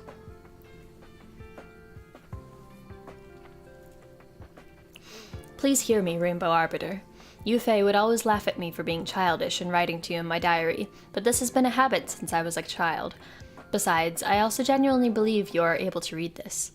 Your eyes have always been able to see everything you want to see. Someone like me should not have been born, yet now I live a wealthy life and have friends such as Yufei by my side. I thank your blessings every second of every day. However, therefore, I hope everything I've done recently would not offend your peerless authority. I bear no dissatisfaction with the world of Xianzhou that you guard and protect. I simply wish to see the real world in real colors. When I was a child in the Lyceum, and my peers bullied me for my lack of sight, I had always firmly believed my condition to be a trial sent by the Rainbow Arbiter to test me. I maintained that belief in my later years when I entered the academy and had to spend more effort than others to keep up with my studies. As if to reward me for my tenacity, you sent Yufei to be my friend. When we were 7 years old, she chased away the malevolent classmates bullying me, and she has been my best friend ever since. Yufei protected me from the bullies and helped me to keep up with my studies. During the school holidays, she would take me to visit glamorous scenes in the various ecological delves and describe their beauty to me with great vividness. Her voice is very pleasant to listen to, like the touch of cold streams brushing past my fingertips. In theory, I shouldn't be dissatisfied with life at all. However, humans are visual creatures, and we perceive the world via lights and colors. I simply do not know what Yufei means when she says, "The dusk painted the sky red at the end of the forest like a flame." In fact, I do not even know what Yufei looks like. I can touch, I can imagine, and yet I still cannot construct a complete picture. Therefore, with Yufei's support, I decided to find a way to restore sight to myself. By the blessing of the rainbow, I have become the best alchemist in the Alchemy Commission, and Yufei is its best healer. Perhaps we can indeed find a way to free the incomplete ones from our eternal torment. Yufei and I tried many strategies recently, but none of them worked. Firstly, we tried to non-invasively create prosthetic eyes. In fact, this is how my ingenium arm works, which can function as well as a real arm. Theoretically, these non-intrusive methods can help incomplete ones with visual impairments. However, for those with visual neuron developmental issues such as I, non-intrusive methods can do little to help. Secondly, we tried to create vision using the principles behind butterfly inertia. At its core, butterfly inertia uses Foxian pheromones to create controllable illusions. We wondered whether it can therefore bypass the eye as a visual signal receptor and directly send images to the brain. The outcomes indicated this to be a viable strategy. However, these signals failed to form meaningful images in my brain. It did allow me to see colors and shapes for the first time, but I genuinely cannot tell what is red and what is a circle. Well, we guess this is due to how butterfly inertias rely on the experiencer's senses to recreate images. Therefore, when faced with sensory stimuli that I had never experienced before, even the Foxian's pheromones were helpless. How odd. It showed me so many colors, but I don't really miss that feeling. Thirdly, we tried to trigger sensory compensation using other senses. This was Yufei's idea, which was an extension of the non-invasive prosthetic eyes concept. By converting visual signals into auditory, tactile, gustatory, or olfactory signals, these other sensory organs could create a whole new concept of sight. We created a prototype gadget, but our biggest challenge was its size. All the external sensors added together are heavier than the weight of 3 humans combined. It was a pain to even walk while carrying them, let alone testing them. Nevertheless, we still conducted many tests. Our results indicate this tool is much better suited for short-life species. Their brains have greater plasticity, through which sensory compensation can trigger synesthesia, where the one sensory organ activates a different sensory organ. If they use this tool for long periods of time, they would be able to realistically taste, hear, or smell colors, shapes, and visual distances. However, for long-life species with low neuroplasticity, such as I, these sensory organs cannot come together to create brand new scents. Admittedly, I know now that Testing block is... I now know the testing block is blue whenever I taste chili peppers, as if I smell a frosty scent after that. Then I know the block is a cone shape. As a cone in shape, but I still have not seen them, let alone know what blue means. Though short-life species will gain more from this tool, most of their bodily issues can be solved by invasive prosthetics and would have no need for something as complicated as this. These experiments cost huge amounts of time and effort for Yufei and me, yet we have produced almost no viable results. I can't even be sure whether these experiments can help other researchers in the future. I feel dejected and powerless, and I feel like I let Yufei down. I got in touch with Professor Egan from the Intelligentsia Guild. He presented a rather outlandish solution, something he called eliminative materialism therapy. Eliminative materialism is an ancient philosophical idea that states all human emotions arise from internal steroids and electrical signals. Professor Egan believes that if we cannot eliminate the root of the incomplete one's suffering, then we will eliminate the suffering itself. As long as we pump to periodically inject specific medications into the body, we can make the person not care about their physical issues. That just sounds like drugging. Okay. I will have no desire to see the world, and not feel sad about my condition at all. It sounds very bizarre, but it seems to be a viable path. Unfortunately, the experimental results indicate this does not work for long-life species either. The hormones within long-life species are strictly regulated, and any external force that influences this system would cause an overwhelming retaliation. I experienced uncaring freedom for about 2 hours before almost dying from a cytokine storm. I've conducted lots of experiments. There has been no progress whatsoever. I'm feeling really defeated. But I want to see what Yufei looks like, even if just once. So I asked behind Yufei's back, she would never agree to something as ludicrous, for Professor Egan to transplant a pair of eyes for me. I saw myself in Yufei for the first time. Her short black hair shimmered with light like soft silk, and her pale skin was beautiful like the best ceramics from the Zhuming. Her ebony eyes were bloodshot with sadness and fatigue, and she kept shedding tears. She looked at my new eyes and said, "Dan Shu, do you know what this means to you?" "I know. Of course I know. These eyes will gradually be rejected, bringing me unimaginable pain in the process. Historically, people have become stricken with Mara due to such agony. Then I would return to the darkness and lose everything I have momentarily gained." I said to Yufei, "Let's go see those views together, the ones you told me about." 10 days later, we stood shoulder to shoulder, gazing at the artificial sun gradually disappearing on the other side of the delve's false sky. The rejection reaction was getting stronger and stronger, but as long as she was beside me, it didn't seem so bad. The dusk painted the sky red at the end of the forest like a flame. That night, I screamed in a puddle of my own blood.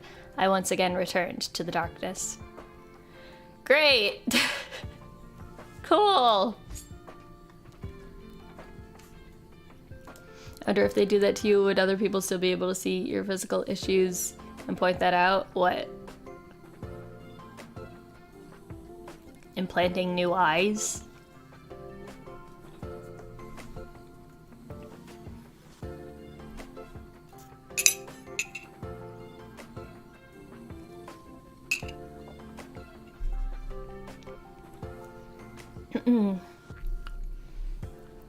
Please hear me, Rainbow Arbiter. Yufei is enlisted in the war. This is the third great war between the Alliance and the denizens of abundance. Many people I know went to the war, but I never imagined Yufei would be conscripted as well. The Alliance needs the best healer, and I happen to be the best healer. That can't be helped, right? Yufei held my head in her palms as she said this in pretended carelessness. I grabbed Yufei's hand and replied anxiously, "The Luofu has so many healers. Why does it have to be you? You're not a Cloud Knight. You can refuse." "I know you're worried about me," Yufei comforted gently. "I'm just a healer. I won't be in danger. Besides, the Arbiter will keep me safe." She had made up her mind to go. I could only beg her. "You're an amazing person. You can live a happy life even without me, but I'm weak. I don't know how to live in a world without you, so please, please return in one piece." Yufei laughed haplessly. "I can't live without you either. Trust me, I'll be back safe and sound." She then let go of my hand. I knelt on the ground, covered my ears, and curled up in a ball. I didn't want to listen to the sounds of her leaving. Rainbow Arbiter, please bring her back safely. Someone became Mara-struck in the urban area of the Exalting Sanctum and caused quite a bit of destruction. We have been assigned by the judges of the Ten Lords Commission to conduct an autopsy on his corpse. The results of the autopsy were very interesting to me. I'm going to record it here for future reference. The deceased was an incomplete one. He was born without limbs and had a congenital heart condition. However, the autopsy indicated all his disabilities seemed to have completely disappeared after he became struck with Mara. His limbs became stronger than a Yellowstone calf's, and his heart was as steady as a starship's engine. In fact, such records are often to be found in the annals of history, but I am still very stunned to come face to face with such an occurrence. I have to admit that I have been deliberately ignoring one particular cure for the incomplete ones, specifically the attempt to accept the Plague Author's power. After all, no one had heard about there being incomplete ones among the bondEN. Perhaps there indeed exists a way to harmlessly utilize the Plague Author's power. Of course, this is only a fleeting fantasy. Doing such experiments would be a crime worthy of death. Just in case, these words are for any future judge of the Ten Lords Commission who may investigate this diary. The above content is all my fantasies, and I have no plans of executing them. Yufei and I wrote many letters to each other recently. She's safe for now at the field hospital away from the front lines. Of course, I'm worried about her, but the only thing I can do is silently pray. Rainbow Arbiter, please keep her safe. The war is over. We won, and Yufei is dead. I can't understand how she could die in the field hospital away from the fighting. I kept asking and asking like I was mad, till the Cloud Knights finally told me the truth. The Rainbow Arbiter had descended onto the physical plane and annihilated the bondEN's fleet using their divine arrow. At the same time, their divine miracle wrought some collateral damage, such as the field hospital Yufei was based in. She did not die in the hands of the denizens of abundance. Instead, she was ground to dust by the Rainbow Arbiter's divine arrow, with not even a single bone of her left behind. Why, Rainbow Arbiter? Rainbow Arbiter, this will be the last time that I write to you. I wish that all you hope to destroy are resurrected. I wish that all you hope to preserve is annihilated. I wish all lives in the land will thrive contrary to your desires. I wish all stars in the sky will dim because of your existence. I wish this cosmos to be full of life and not full of death. I wish the Alliance will exist forever, but not in the way you desired. And that's how Donshu became Donshu. That was good. I like that.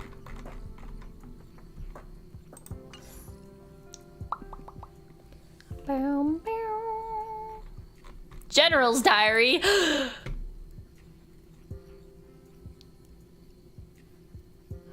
Is it genuine?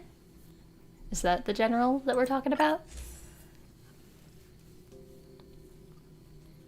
A cat.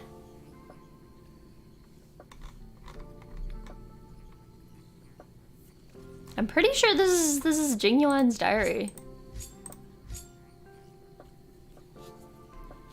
Do I have clearance to read the general's diary? I have clearance to read whatever the fuck I want, because I'm in Tem. I'm the trailblazer, baby.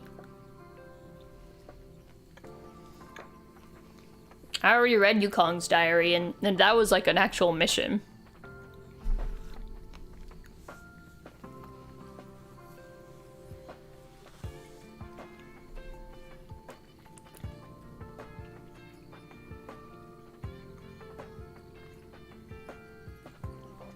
I've got some yogurt-covered raisins here that I'm snacking on. How would I even have the general's diary? I don't know. I probably just snatched it off his desk, as one does. I mean, they just kind of leave these things lying around throughout the game, and you can just kind of yoink. They're like sparkly and everything, and then it gives you a prompt to pick it up. Easy. Can you have some? No, they're all mine.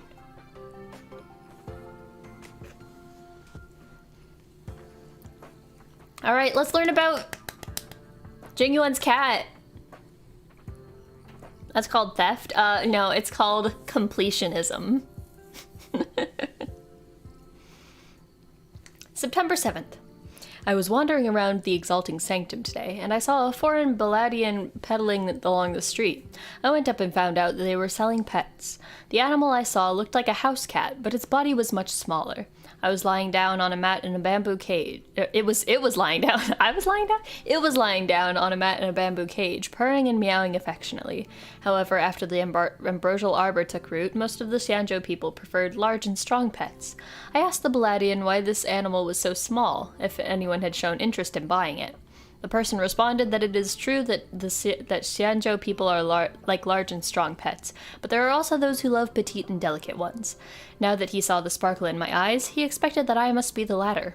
Perhaps it was fate? I couldn't refuse. The person also said that this small animal is called a grimalkin, and it was one of the species that the ancestors of Xianzhou loved to keep during the primeval Imperium era. Today, the strong Xianzhou house cat evolved from this small grimalkin. This was in line with what I had read in old texts. However, the grimalkin had been extinct for many years. This made me suspicious, and I inquired about its origin. The person swore to me that though grimalkins were extinct in Xianzhou, they were bred on many other planets. This animal is truly just an ordinary white grimalkin. It was neither genetically modified, nor was it an invasive species, so I could rest assured. How could I turn down looking after a long extinct little animal to help continue its lineage, especially after petting these tender little paws? Eventually, I paid a hefty sum for the grimalkin, named it Mimi. Mimi! Oh, Mimi! Mimi, you've come back as a cat! And took it home. Only that I'm too busy with official business and have little time to take care of Mimi. After thinking it over, chores like feeding it and changing its water should also be entrusted to Qingzu. It's Mimi. December 22nd. Mimi is getting bigger and bigger and becoming more and more attached. It's also very intelligent. Mimi's soft snow-like fur flows like the clouds, and its 9-ridged tail has 9 tails. Has a big ball of fuzz at the end. Or 9-ridged? Like the bones in it? It's a big ball of fuzz at the end. Mimi's round, full, and blue irises possess radiating patterns like cracks over ice. Their colors are rich, charming, and dignified. However, Mimi's appetite is strangely large. Is it really a grimalkin? I thought to myself that the name Mimi might not be too appropriate at this point. Qingzu told me the other day that she purchased 200 catties worth of meat for the Seat of Divine Foresight's meals in the past week, but Mimi wiped it all clean. The story did not end there. She also said that this has become the gossip of the town, and the rumors have it that the general has been neglecting his duties and indulging in gluttony instead. This has gotten the people all riled up. Qingzu has worried that it could be bad for me, but I didn't think too much of it and told her not to worry. In my opinion, the glutton general sounds more impressive than the dozing general. January 19th. The food expenses are gradually becoming unsustainable. I thought that there must be some way to deal with this, so I brought in a healer from the Alchemy Commission to check on wave-treading snow lion. Sorry, Qingzu, I'm horrible at naming. The healer's consultation was fruitless, instead suggesting we try some genetic testing. I agreed. The results were in line with its food intake. As expected, it was not a grimalkin after all, let alone an ordinary house cat. It was a lion, hence the name change from Mimi to wave-treading snow lion. However, this fact did not affect its usual grimalkin-like behavior. Whenever Snow Lion is free, it usually is, it either scratches the silk curtains or rips the felt or engorges itself on its specially prepared Skysarnepita. Of course, Qingzu's efforts can't be overstated. She's really trained it well, but sometimes it unfortunately gets in the way of official business. All that aside, the top priority now should be to find ways to reduce the food expenditure. I'm afraid this will take some time to figure it out. Hello, Karsika, welcome to the stream. Okay, well, now we know the story behind his lion. I didn't realize that he bought it thinking it was gonna be a tiny little house cat, then it turns into a lion eating him out of house and home. That's great. I love that.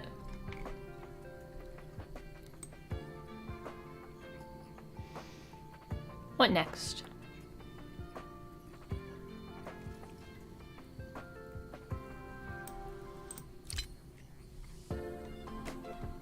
By Herta. What's by Herta?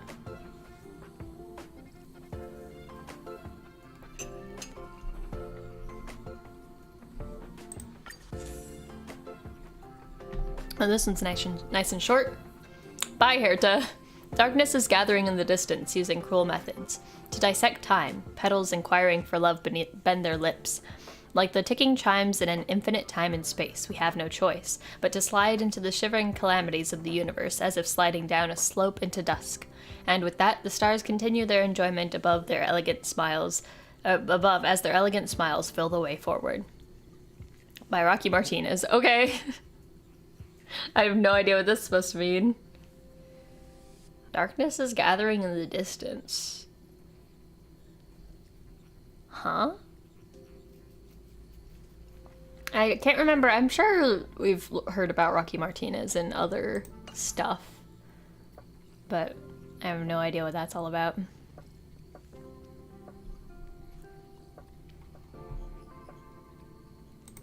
Let's learn a little bit about Wubbaboos. Behavioral research report about the Department of Ecology's collection, the spiritual organism Wubbaboo. Wubbaboo! They're very cute. It was as simple as that. Bye, Herta. Yeah.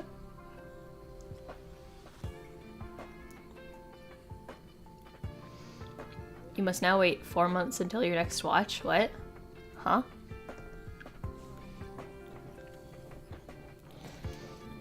This page is extremely wrinkled. It is obvious that someone had crumbled it into a ball before tossing it away.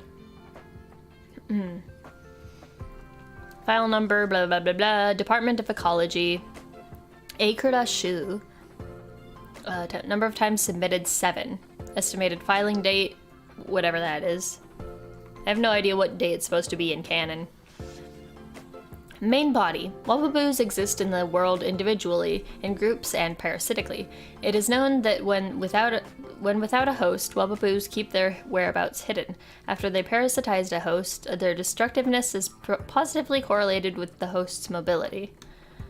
There's fucking citations. Okay. Cited reference. Wubbaboo possesses space station brute, seals 113 pairs of radiation protective boots in under a month, caught due to unbearable odor.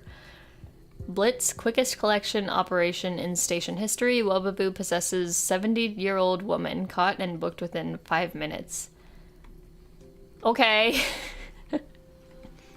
Based on a small test sample.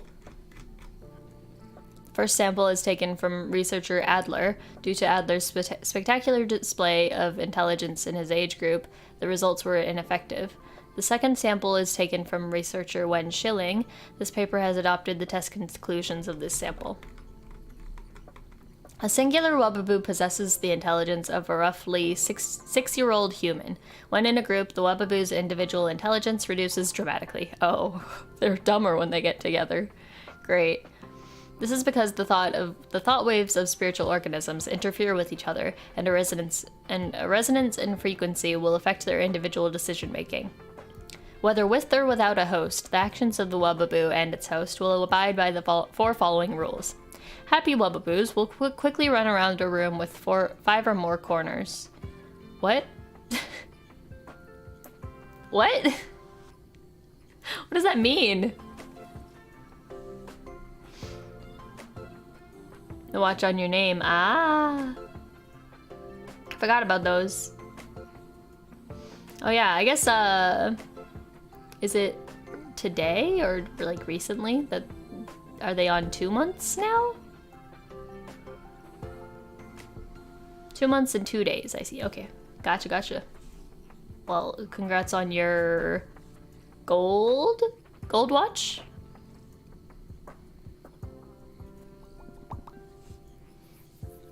Nice. Sad Wubbaboos will gather in an empty room and share their unhappy thoughts with one another. Angry Wubbaboos will expose themselves to strong rays of light. Some Wubbaboos will not be able to bear strong emotions and scatter into cosmic dust.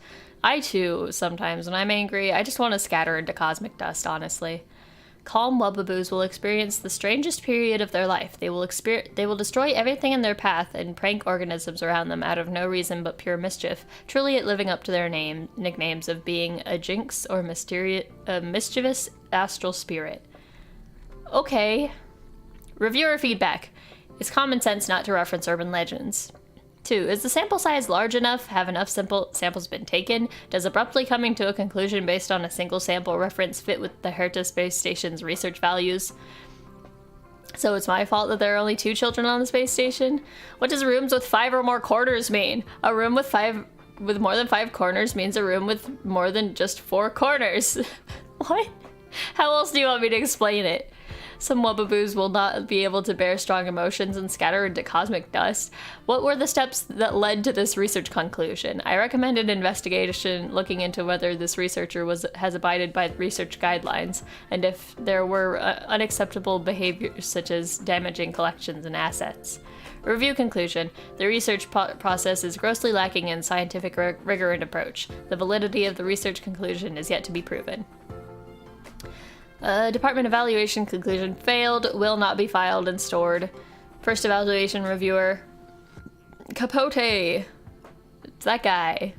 The womanizer. To hell with you.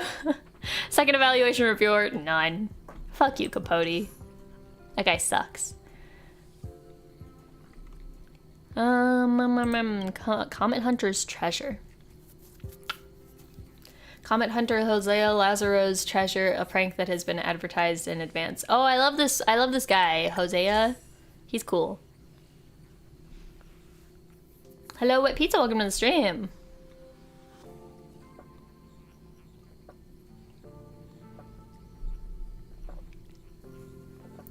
I think we already read these, maybe. Maybe? During the quest where you go gathering his notes. 2 Treasure Hunters, Part 1. Ha! You are fooled. There is no treasure at all. The only reward is the 4 scrawls by me hidden in this room. You must have recognized it. Yes, there's Lord Herta's handwriting as well. Surprise, eh? If you are a junior who worries all day to impress your boss, take a deep breath. No good if you have a heart attack now. If you are one of those playful young fellows, I suggest you take them. Go back to them when you find life miserable and have a good laugh when you're not busy doing your research in a dark corner of the tower. Right, if you're reading this, you've probably listened to me. That means you always follow through with what you started. I have to admit, it would hurt my reputation had I asked you to go through so much trouble just for nothing. After all, I can't foresee to whom this letter will go so many amber eras later. There is a chance, however unlikely it may be, that you are a future defender of my reputation, someone worthy of my legacy. Wouldn't want to accidentally put you under friendly fire, would I? So be it. It's time that I bring forward the real treasure. Is this how we got the soda? Or the recipe for the soda. Have you tried a type of soda? Yeah. Have you tried a type of soda called Capo Cali? It was once the signature of the space station, extremely popular in the Southern Orion system. Sorry to brag, but I'm indeed the creator of the famous Astro Rod and Cosmos Guide, and undoubtedly Capo Cali is also my creation. The IPC offered me 5 million credits for the recipe, and I turned them down. When Huiren from the Herta Department of Implement Arts attempted and failed to steal it 33 times, all resulting in him getting a good smack from me. I will now make the recipe public. 5 million's worth. See you in the next letter. Wait, he's got a different signature each time. Laughing Hosea Lazaro. Your respected Hosea Lazaro.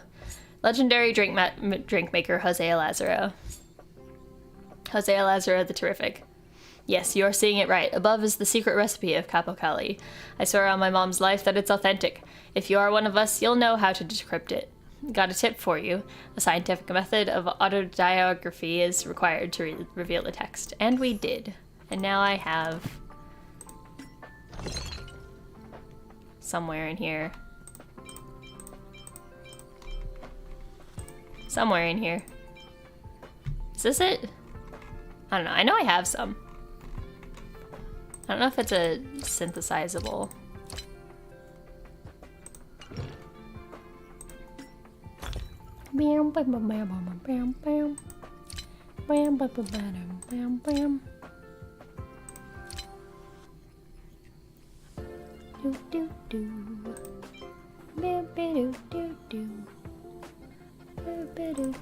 There it is. Got some Capo Cali.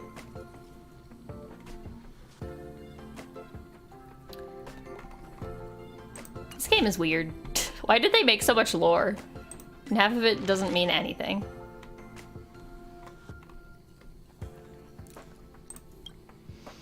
Homeward cloud messaging system transmits echoes from other planets across the cosmos, thereby carrying messages from the researcher's homeland and family to the space station. These are screened by the Department of Galactic Geopolitics and distributed to the corresponding researchers on the station. The trash can lore is fantastic. It is pretty good. Trash can lore is pretty good. It's also pretty pointless, but it's pretty good. Sure, I'll read this.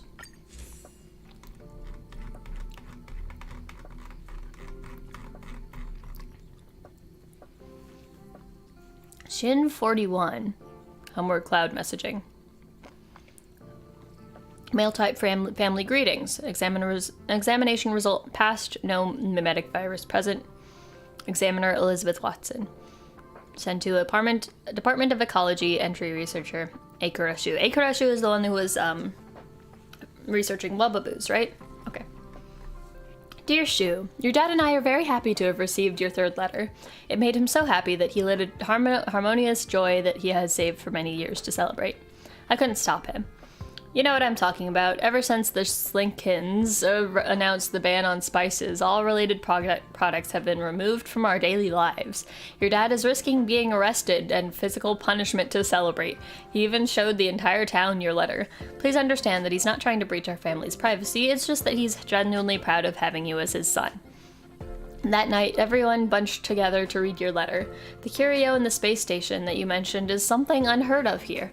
And the descriptions of the researchers you work with, well, to people like us who have spent their entire lives on Shin 41, they sound like geniuses compared to even the Slinkins. Who the fuck are the Slinkins?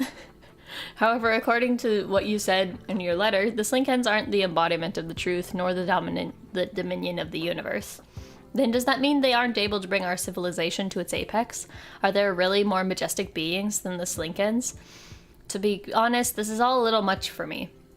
I tried looking through the historical records of the pile of dusty books about the period before the Slinkins arrived, but was stopped by your father. He said that the only reason I would attempt to do something as risky as reading banned books is that I had nothing but better to do. I was about to use your words to talk back to him, but he said that if I had the time for that, I'm better off gathering another basket of leaves from the spice fields so that we would have enough money to send you a few more things from home next harvest season. I thought about it. Your father was right. These things are better left to you young people than to think about. Oh, and there was a boy who got really excited regarding your letter. His name is Milo, and he used to attend the same academy as you.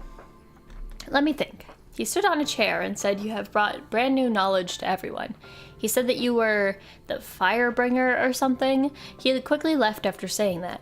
And at the time I'm writing this letter, he has already been missing for 22 days. And today, in the foggy morning, his body was discovered. The morning fog has been very thick recently on Shin 41. I think it's because the Slinkins have increased the burning of spices. I think they're celebrating some sort of holiday or welcoming someone important. A number of small spacecrafts flew frequently from around the Slinkin residential area, but I digress. Back to Milo. He was lying in the wilderness 100 meters from the Slinkin residential area. His eyes, mouth, ears, and abdomen were stuffed full with used spices. The townspeople all said this was a warning from the Slinkins. We buried Milo on a small hill, on the side where the dark yellow lilacs blossom. A few people cried, including your father. They loudly denounced the thick smoke and how it makes their eyes hurt, but quietly claim that Milo's individualistic style cost him his life. If he had an idea, he should have talked to everyone about it. They also said that he was stubborn like a pair of fire tongs, and didn't rat anyone out till his death. Don't worry, after what happened, I won't ever let your dad carelessly share your letters again. This is fucked up. Oh, I've also got something that's been bothering everyone. Aren't you working at Herta Space Station? Then what does Madame Herta mean? Is that a person? From your descriptions, she sounds like a Slinken. Intelligent, wealthy, cold, and a little crazy. You've dealt with Slinkens on Shin 41 for more than a decade, so it's no surprise you were able to earn her favor. Obviously, I'm not saying that your work isn't just as splendid. I believe that getting number 1 in your evaluation is a result of an immense amount of hard work. But then again, you've already proven you were capable of that when you first passed the exam and received the ticket to board the space station. Oh, and the Master Capote you talked about, him being so nice to you shows that there are more good people than not in the cosmos. What? Okay, he's telling a bunch of fibs in his letters, clearly. Or why would the stories of the Galaxy Ranger be passing around everywhere? What? Okay. If you are a big celebrity on the space station, as you say, then you need to be even more careful and restrained. Please don't mind my nagging. I just don't want you to be impulsive and pay the price for it. A mother knows her son better than anyone ever could. Well, that's all the reminders I have for you. I've been dreaming about you lately. In my dream, you locked yourself in a black house. It makes me very worried.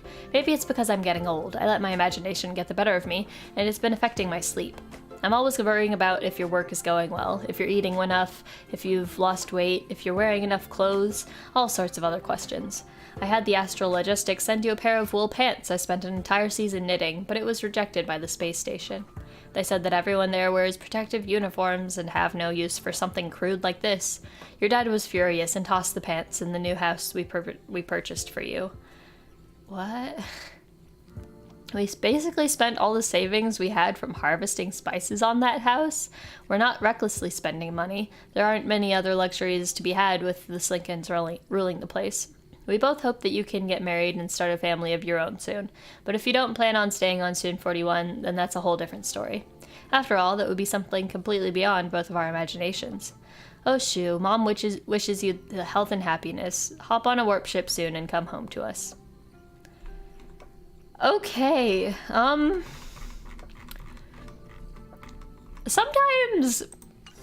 the lore in this game just gives you a little bit of a glimpse into some really fucked up stuff.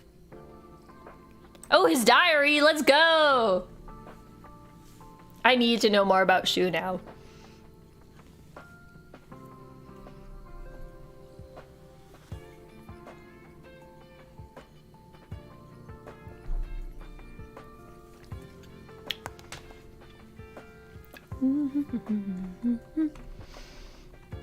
I might look at the other stuff about Wubbaboos that I've already looked at before.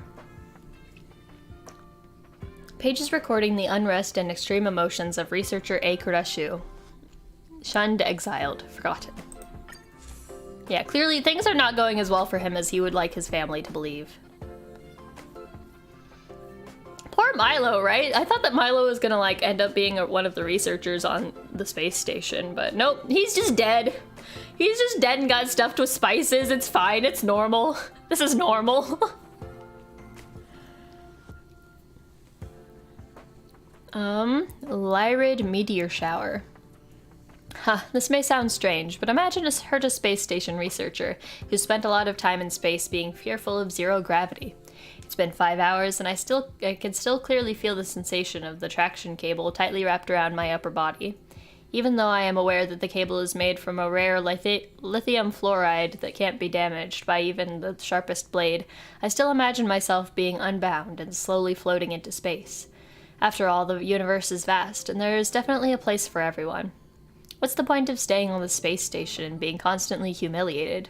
Maybe I would be lucky enough to be intercepted by the celestial comet wall while floating through the darkness and board the jingling minecart of the shepherds to travel amongst the stars. But it is also possible that I would fall right through the cracks of the cosmos into the great abyss of the Leviathan like a mayfly into the mouth of a giant whale. Are their insides warm, dark, and moist, or is it like the gentle starry night sky as the Nameless describes it to be? If it's the latter, I would at least be able to witness such magnificent sight before my death.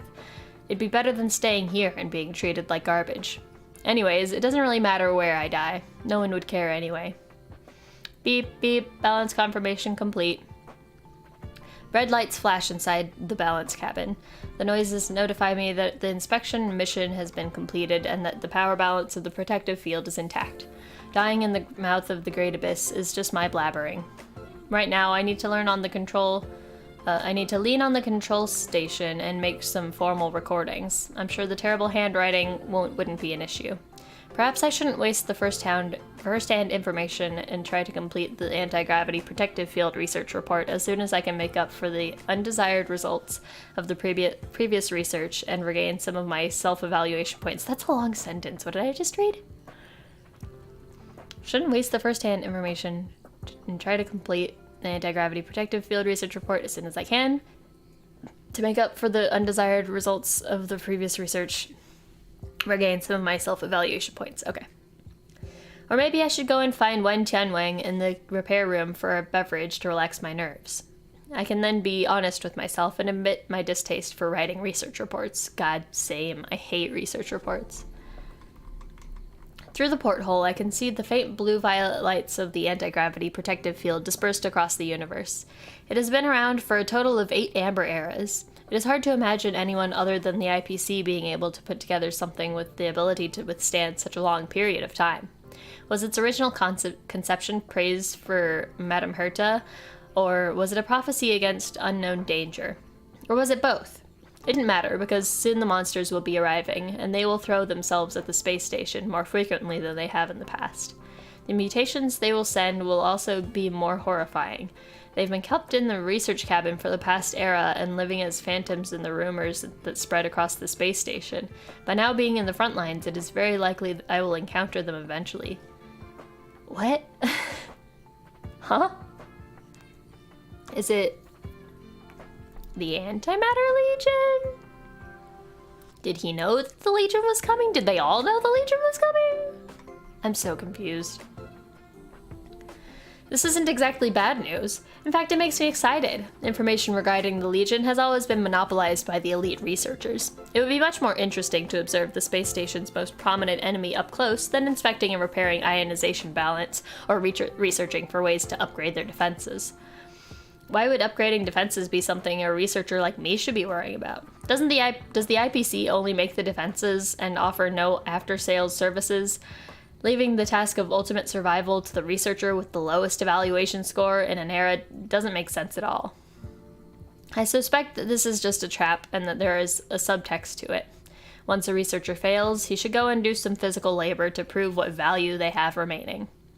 Although I have no interest in the topic, I have to produce a decent research report or I'll have to continue my stare down with it in the next era. It's a spectacular form of cyclical punishment. I actually don't really understand why everything has a score. Obviously someone's gonna say only a bottom feeder and failure like me would question the logical nature of a point system. All the researchers line up to enter the scoring room on the same day of every Amber Era, allowing the space station to inspect us in the name of erudition. Like pigs for the slaughter on an assembly line, we are branded with elite, average, or inferior scores. For the purpose of receiving a higher score, topics that are less popular, more esoteric, or have a longer reporting period are deserted by the researchers, while the number of research topics that are for flattery and show increase by the day. I understood something when I look at the researchers pursuing that artificial score. We are not being blessed by the erudition, but exploited by it. It can easily control the crowd of intelligent minds, placing their unrestrained ingenuity in one specific location, thus annihilating all possibilities for them to think freely. Damn. I can't help but think about the situation on my home planet, the one marked Sin 4041 on the Hosea star map. Back then, I was such a genius with so much energy. When I first showed the potential to take the test, my childhood companions were no different from the shallow researchers at the space station. They had surrounded and cheered for me, just like how the researchers all are now celebrating the heroes researching the Legion. They had prayed that I would one day take them away from Shin 41, that one day I would show the residents of Shin 41 what life is like in cosmic regions outside of the colonized area. They've once dreamed of a different life, one that doesn't include wasting their entire lives harvesting hallucinogenic spices to sustain the Slinken species' supposed dreams of immortality. I, too, only found out after arriving in the space station that the Slinkens aren't the rulers of the cosmos.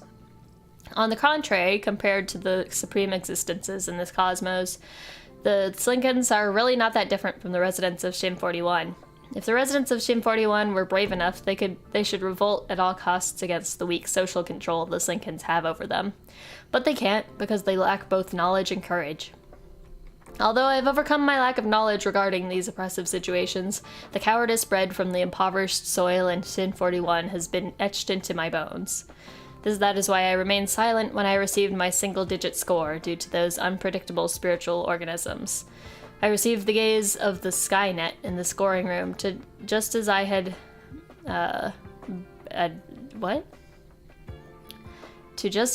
bathed under the acid rain of my home planet. I was burning up, I was humiliated, I was full of hatred, and I was silent. However, it's proven that even the feeling of awkwardness is excess. There is only one benefit in splitting people into different grades outside of the space station: the convenience of feeling superior over others. It is worse here, however. The researchers have no need for something like a sense of superiority. All their hard work is for the purpose of gaining Madame Herta's attention and acknowledgement. They walk past me as if I'm just a harmless ghost. That's right, there have always been harmless ghosts wandering around aimlessly in silence here. It's just that by the time I became able and willing to notice them, I too have become one of them. I still haven't found the courage to tell my real situation to my family in the distant homeland. I don't want them to know that the genius of Shin 41, whom they had such high hopes for, is nothing but an inferior grade pig in the space station they gaze upon day and night. Okay then. Damn, she was having a bad time. You good, buddy? You need a hug? You need a hug, buddy?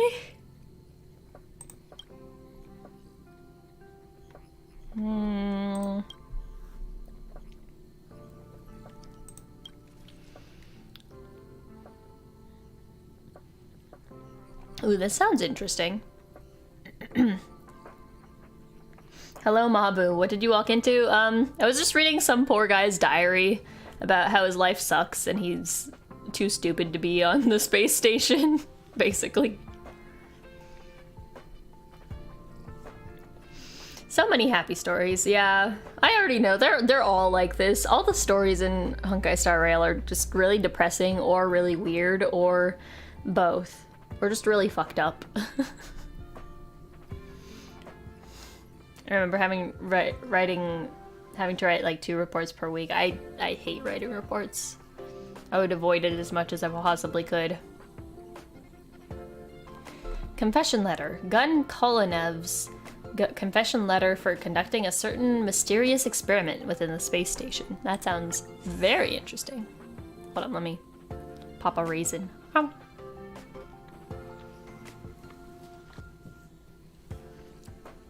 I don't know, I'm just in a snacky mood. Reading makes me snacky. It's all the energy that goes into my brain trying to read and process these words all at once.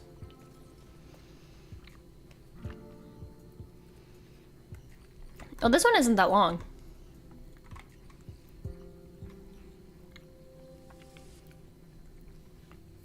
Confession letter written by Gun Kolinev. Several significant things contributed to my unwavering motivation as a researcher in the early years of my career. My inherent curiosity, my view of justice untainted by reality, and the agony of being powerless in the face of the loss of my youth and my motherland. Because of these conflicting emotions, I've written lots of books about cosmic justice, planetary history, and malevolent factions. In my works, I investigated the order of chaos and the future of the universe, and I once thought that the past, present, and future of the cosmos were already within my grasp, until that incident happened and revealed that I was only a researcher after all. When reality hit, I couldn't stop the powerful from destroying people's lives, nor could I save the helpless people who were dying. As a result, in the final years of my career, I ceased investigating justice. For people without power, justice is an overly lofty concept. I intend to undertake a secret experiment inside the space station at the end of my life. Lead researcher Asta has agreed to my request. I'll try not to bother anyone with this experiment. I realize it's an unreasonable request, so here's my confession. This experiment is only a minor substitute for my abandonment of justice, just to fulfill a small wish of mine. Well, that's mysterious. I wonder if we're ever gonna learn more about that. Let's see.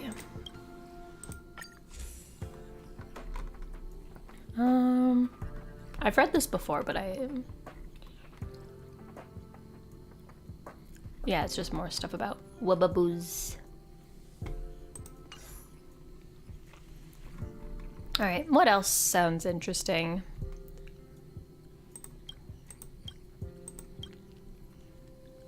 A Fool's Play. A book of music and lyrics about Fool's Play. It was converted from a tape. Calamity's wrath seeks olden clash. Fool's blade rends divine flesh.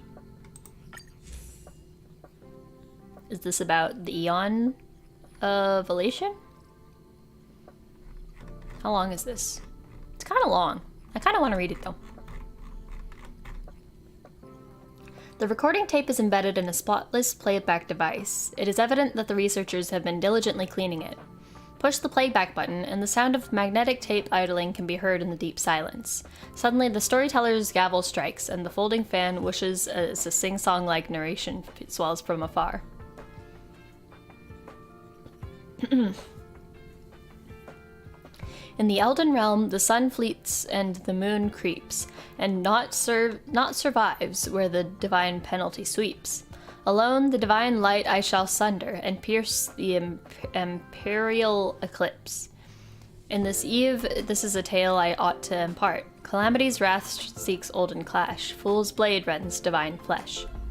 Those of you here must know that among this cosmos of thousand stars, there are eons who care not the world and hide amongst their lands of peace, and the seven who inspire their foolish followers.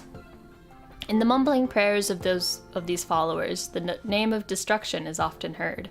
Hark, the divine power of unraveling skies and ravaged earth the world contains must lead the followers who dwell in violence. As if in an insect swarm or the eclipse of the sun, this is the legion at which the cosmos recoil upon hearing.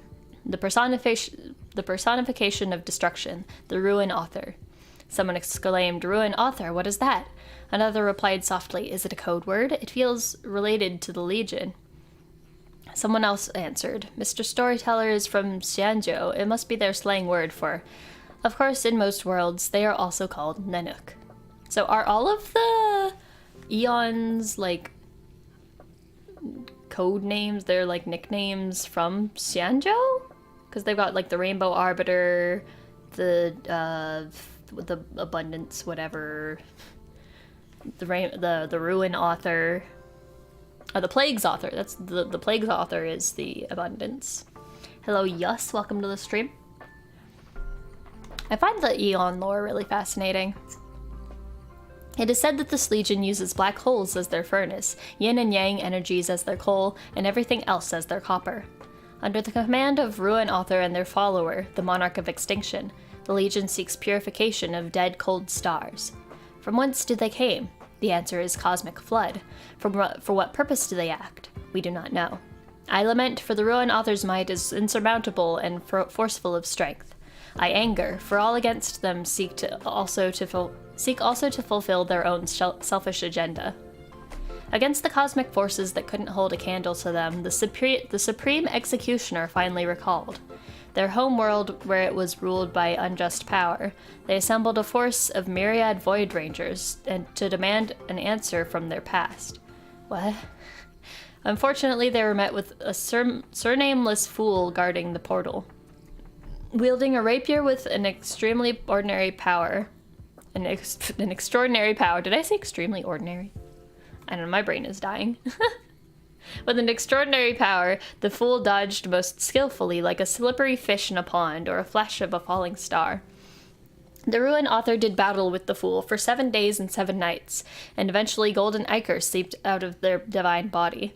This is the origin of that unhealed wound. Offstage, someone yelled, "For real? This is just something to fool the new people, isn't it?" A security department staff member stopped him. "Be quiet and let Mr. Storyteller finish." In an instant, space and time reversed, and the stars lost their shine, for the Ruin Author shifted away with his injury and his legion scattered. How could observers from the rest of the cosmos just sit and watch the spectacle? They regarded the Golden Ichor as the ultimate object of desire. Some seek to steal it for making ichor-infused mead. Others seek to destroy it to weaken the Legion's might. Yet another commented loudly, "That's right, exactly. I've heard this. It's rumored in a tavern somewhere in the cosmos that serves this mead on its menu. What was it called?" A reply came, "Bloody Mary?" That garnered a response. Just lame. That person replied again, "It's called the Ruination Filament." Well, that's cool. At one point, an uproar followed the incident. The ignorant left, snickering, and all returned to their busy lives. Among those who managed a share of the golden ichor, the one hailed from the space station, our very own Nightfarer. His return caused many staff members to congratulate and revere him, but after pleasantries were made, his character changed. A terrible trouble is brewing. And for the next part of the story, come back next time. That's it. That's not enough. Not gonna connect to the invasion of the Antimatter Legion, are you? The whole time this is a modern fantasy? Shut up and pay, Mr. Storyteller. Come on, continue. Continue what exactly? This is total hogwash with a strong opening and getting worse after each beat. I'm leaving. Amazing. So apparently Nanook got his injuries from fighting Aha, I think. Where do I look at the Eon information?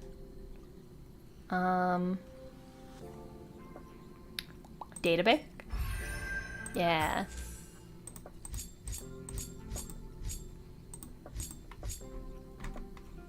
Related entries. Oh damn, we've got a lot of these. Hold up, why are there so many? I thought there were only like 7 or 8. Let's see, Nanook, the destruction. Can we see the pictures? I want to see the pictures of the Eons. Yeah, whatever.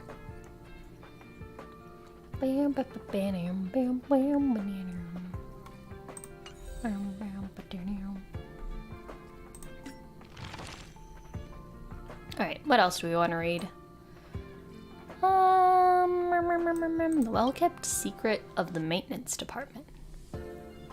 I like secrets.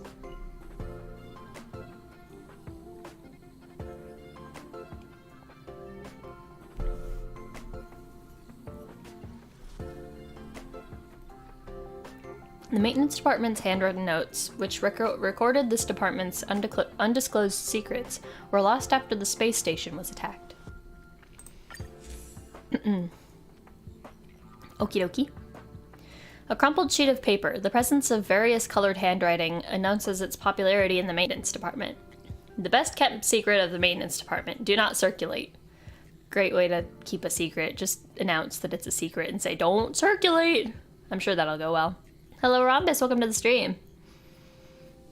General purpose communication skills.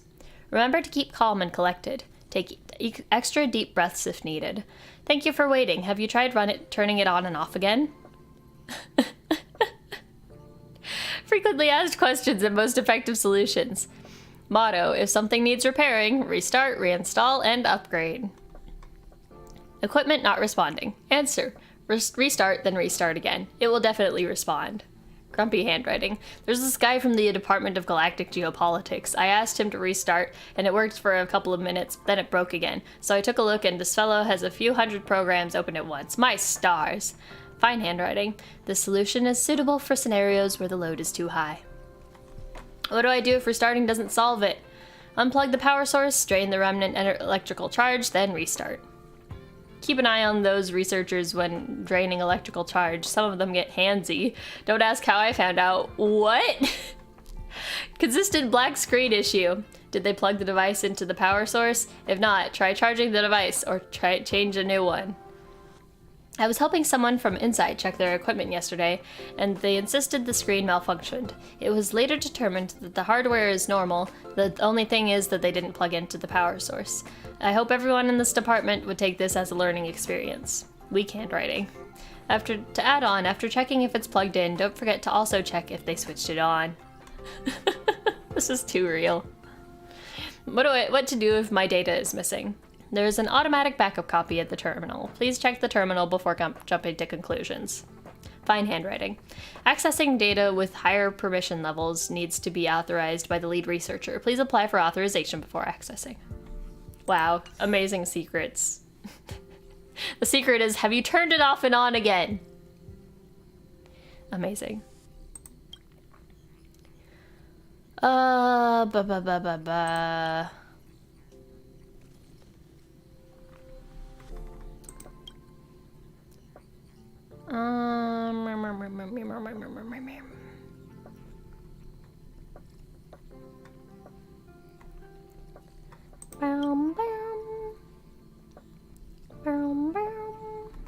Sure, we'll get some lore about the attack on the space station. I am interested in Arlen's work log.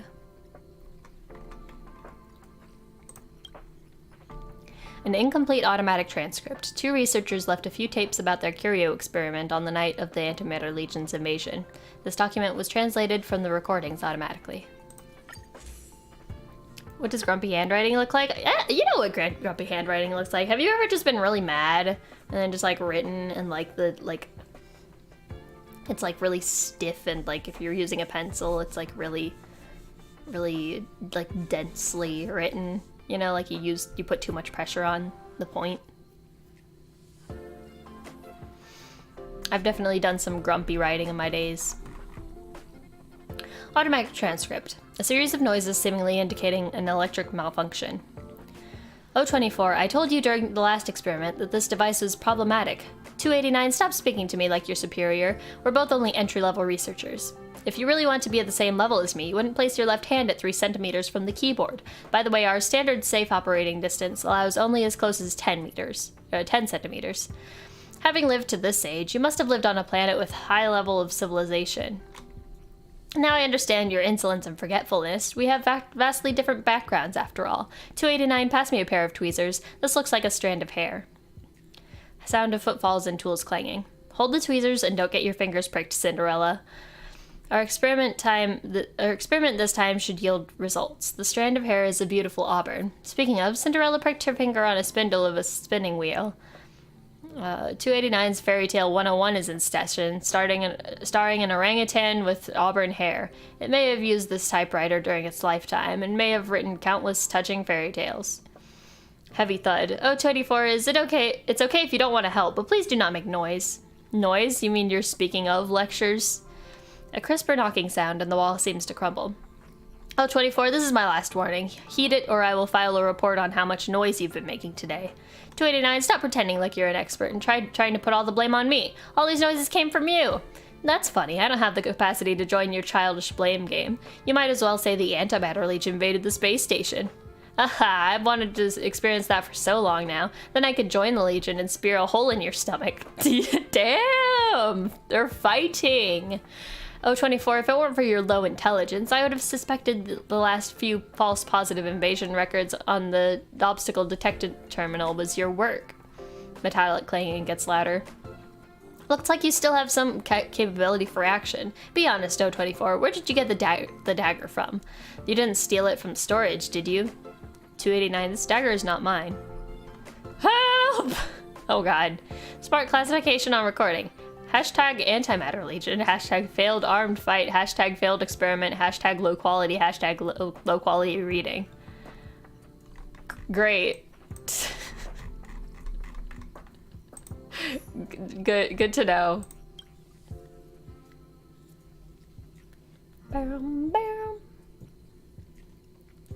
A chat history between 2 researchers right before the space station was attacked. The device screen retains the casual conversation between 2 researchers during work before the space station was attacked. The level 2 researcher in the storage zone remains missing at the time of the security department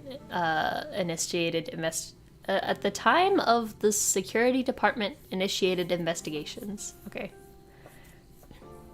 Some level 2 researcher. Hey, sometimes I really feel like I want to quit. Level 4 researcher. Is it because that guy is harassing you again? I'll go find him in a few days. Some advanced researchers really are bullies. No, it's not as simple as just one person. Did they bring a group to ostracize you? I hate that kind of group and cliques the most. This is no longer just for you. It's also involving my principals now. No, it's really not like that. But I really ran out of ideas. If I really can't deal with it, I might be demoted to the disposal site. We're brothers, all right? If you run into problems, I will help you, even if I have to make some sacrifices. That's great. I know you're different from all the other advanced researchers. It all comes down to not having enough budget to do many of the studies. Trust me, every researcher who worked at Herta will have faced a problem like yours. I'll be honest, many young researchers wouldn't be able to make it through this issue. But you don't have to worry, because I'll try my best to help you. These are my experience. Hope they can help you. I'm paying full attention. Firstly, the most important part, we need to maintain our original intention. As a researcher, we reject the idea of forming cliques. Those who seek fame and those who seek knowledge are different to the core. The core of what we do is to distinguish ourselves from external persuasions. Secondly, the funds. As the saying goes, good wine needs no bush. If you have the ability, you won't need to worry about the funds allocation. Let's look at the logic of allocating budget. The more results you contribute, the greater amount of funds you received. So you just need to produce enough results to solve this issue. That's right. Finally, how to obtain results. Beginner researchers would inevitably take the path with more twists and turns, so the best way to avoid that is to join a project within an existing framework or two. I told you, I will help you to the best of my abilities. It just so happens that I have a major project that passed the review board. If it succeeds, funds would be the least of your problems. However, there's another group of fame seekers who are trying to rob me of the core researcher title. I don't care about the title naturally, but I didn't expect the results of the selection would have an impact on the progress of the project. I'm already behind on the core researcher voting selection, but if we put in some effort to vote, I might still have a chance. I'll send you a link. It'll automatically recognize your researcher ID, so you don't have to log in manually. Are you still there? One missed call, and then the Legion attacked. Well, great.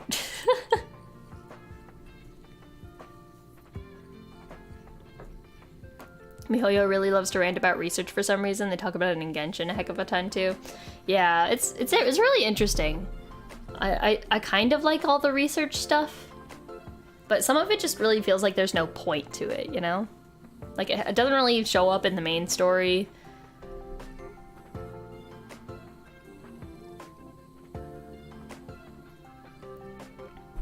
And it's so tonally different from the main story. Because, like, for the most part, the main story, like, it's got its ups and downs in tone, but, like, it's mostly fairly cheerful. People don't usually die. Except Ting Yun. What started as a nice story for once, then turns dark in an instant. Oh yeah, I feel like they all do. If they start seeming like a nice story, it's probably gonna go wrong at some point. But like, all of the reading materials in this game are so dark compared to the like relatively lighthearted story. What are the ones that I haven't gotten?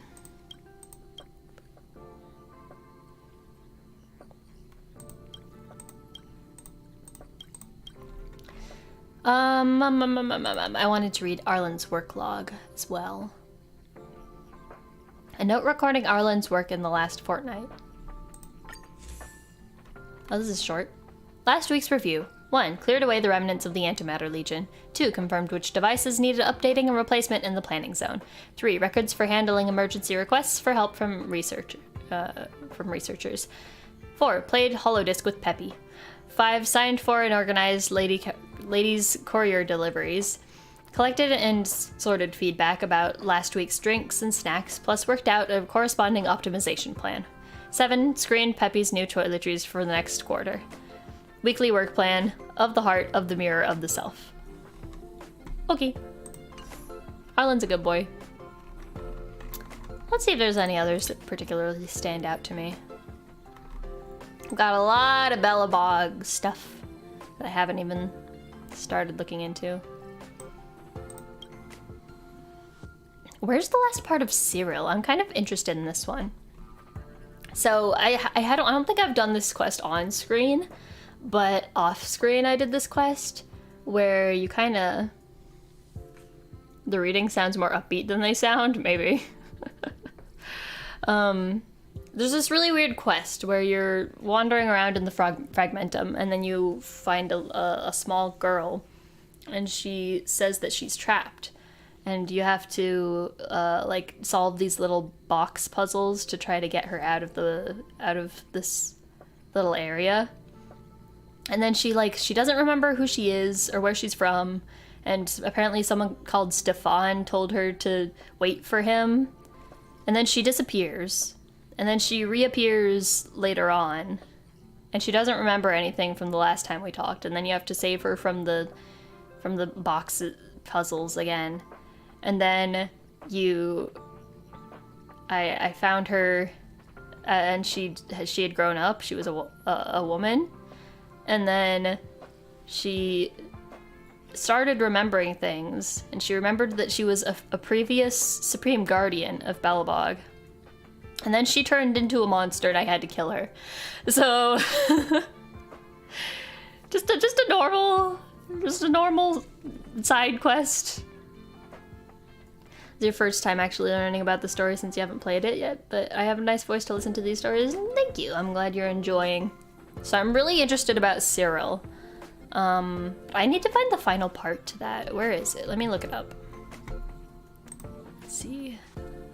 Honkai, Star, Rail, Cyril, letter?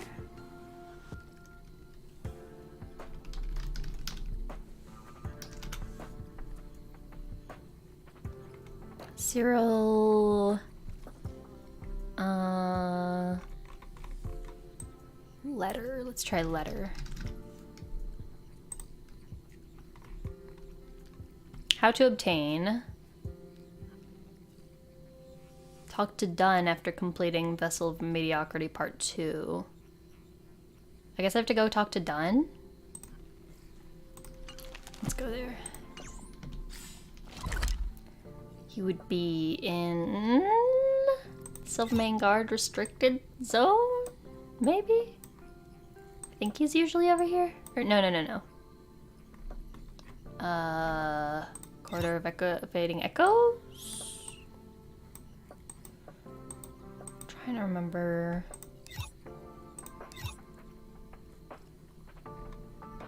No, I think he's in the restricted zone. I'm pretty sure. I feel like he's over here somewhere.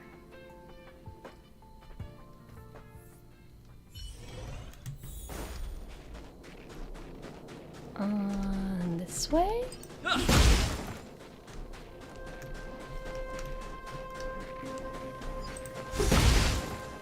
Bonk. Is he over here? I really cannot remember.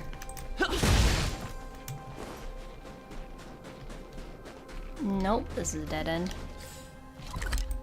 Is he over here? Hi, Jeppy. Do you know where Dunn is? I don't remember. No, he's not over here. God, where is he?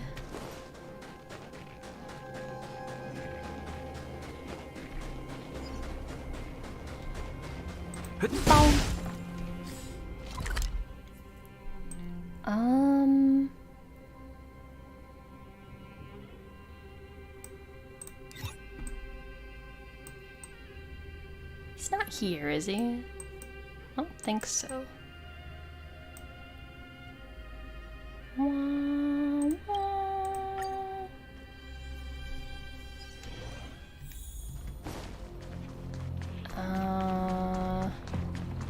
It's not that way. This way. Bonk.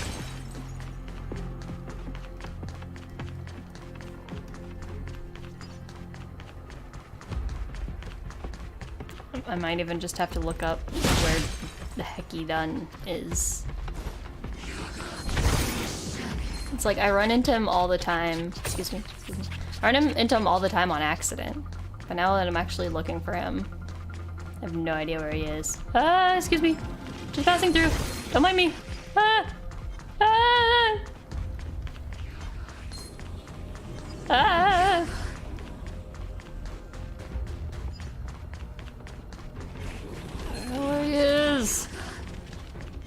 don't think he's on this map. But I could be wrong. Oh wait, no, maybe he's over here? I think he's over by one of these devices. One of these big thingamabobbers. Bonk. No, not this way. Mr. Dunn! Where are you? No, he's definitely not over here. Is he here? No, I don't think so. Snow plains? No.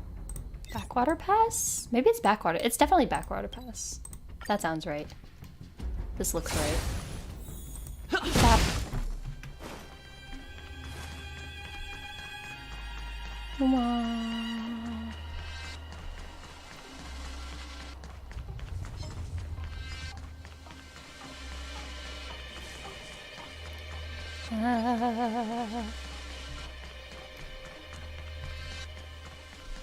At least I think so. Pretty sure. No, no, no, no, no, no. No, no, no, no, no, no, no, no, no. No, no, no, no, no, no, no, no, no, no, no, no, no. No, no, no, no, no, no. I think I've come full circle. Eh? Where is he? Where is he? Done. Where you at? It says Silvermane Guard restricted zone. Near the Energy Hub space anchor. Where? Where though? Over.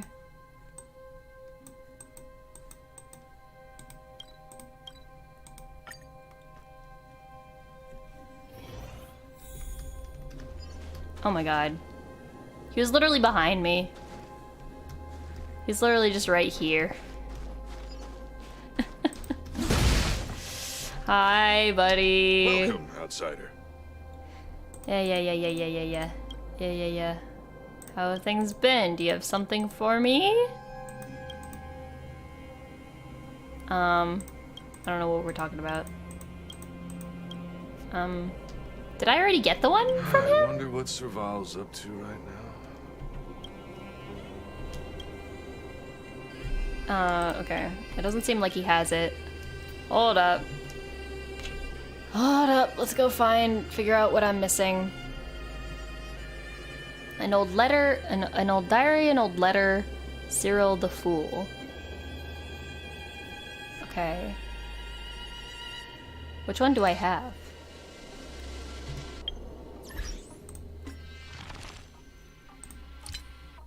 Beep, boop, boop. Because the one I have is just called Cyril.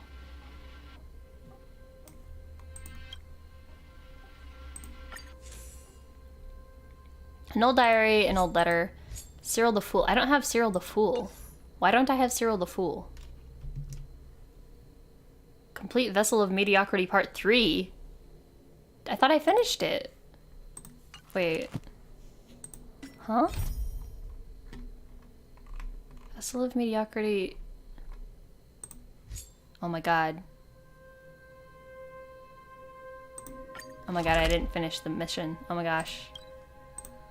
Wait, no. Do the navigate. Do navigate it. Go. Let's go.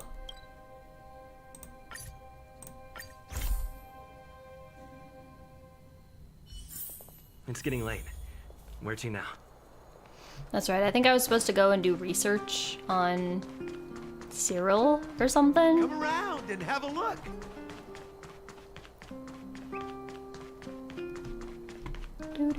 Oh, hello, Manya. Please, I'm busy. Do you know the Supreme Guardian Cyril? Cyril the Fool? Of course. I mean, anyone who's studied a little history has heard of her, right? What made you suddenly interested in this piece of ancient history? I don't have time for random trivia right now. There's a huge stack of documents on my desk waiting for my approval. I brought something from Cyril. Is this some kind of sick joke? Okay. I guess taking a look won't rob me of much time. What is it? Let me have a check, would you? It's... this... I'm flabbergasted. You might have just found an incredible antique item.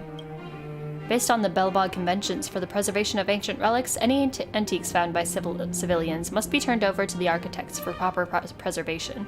I will have to hold on to this ornament that you found. This is robbery! Relax, I won't leave you empty-handed. I'm highly confident that this thing is an authentic relic. I'm sure you'll be compensated handsomely. That's right, you don't know much. Do you know much about Belbog's history? You can find out more about Cyril the Fool in this pamphlet. Take it as a souvenir from the administrative department. Okay, apparently that's all I had to do. And I got Cyril the Fool. Cool, cool, cool, cool, cool. And now we read. Cyril. Cyril the Fool.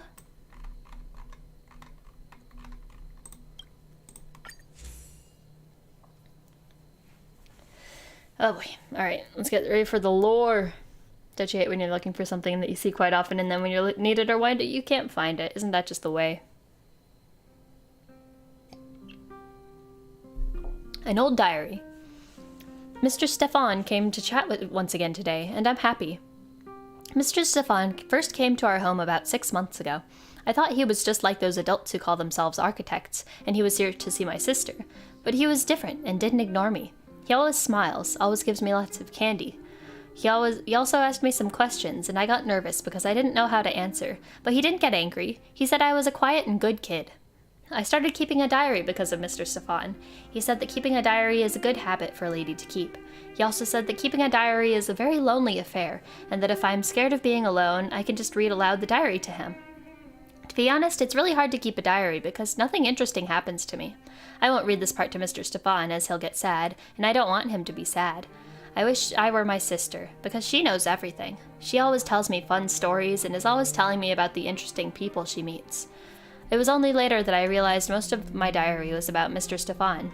Sometimes it's recounting our conversations, sometimes it's recording what I learned from him, sometimes it's simply recording my mood while I wait for him to visit again. Today Mr. Stefan and I talked a lot, mostly trying to comfort me as I'd heard some bad news from another kid. I heard that the adults want to take my sister to some place far away, and that I might never be able to see her again. I'm scared because my sister always looks after me and protects me. If she goes, I might get hurt, and I might get even more lonely than I already am now. Mr. Stefan told me that he won't let that happen. He said, Cyril is no less than her sister, and Cyril deserves her own wonderful life. I know he's just saying that to comfort me, but it still feels nice to hear that from him. Before he left, Mr. Stefan gave me a blue stone, which, despite its small size, is shiny and smooth. It's the most beautiful thing I've ever seen. Mr. Stefan said this present represents our agreement, that he will take me out of here to a more spacious and comfortable place, a place without prison, a place with freedom. I trust Mr. Stefan. He's a man of his word, unlike all the others. Today's entry is very long, longer than the whole of my previous week combined, and I'm a little tired. It's late and I should go to bed. My sister didn't come home today, and it's just me at home tonight. I'm going to sleep with the gift that Mr. Stefan gave me, so that I won't be afraid of the dark. An old letter. Cyril, I've been caught up in some complications and I can't be there with you. I beg your forgiveness, and I hope that you will always remember that the distance between us in space will not shake my loyalty one bit. No matter the difficulties you face, you can always turn to me for help. I know you must be nervous right now, Cyril, but I hope you can remember what I warned you before. Don't be intimidated by loud and empty threats. As long as you stand firm and follow my advice at all times, any pushback or complaint is just temporary white noise. Something that will fade away as we draw closer to the end of the plan and ultimately become a picture painted together by us. I can't tell if... Okay, it says, as for your sister. I assume this is from Mr. Stefan then? Yeah. I still sometimes think of you when I met you more than 10 years ago. You were a timid little girl back then, too shy to talk and lacking confidence in yourself. But I found something special in you, a one-of-a-kind temperament that even a genius like Cyrilla doesn't have. And it's precisely because of this unique talent of yours that I decided to stay with you and help you build up the beautiful future that you deserve. As for your sister Cyrilla, unfortunately I haven't been able to find any clues about her whereabouts. I understand how important she is to you, so I'll keep sparing no effort in my search operation. Even without the slightest progress over more than 10 years, I still don't want to give up hope. And I'd hope you don't give up either. Finally, I'd like to offer my most sincere advice once more. Don't trust those opportunists in your ear telling you to black is white and vice versa.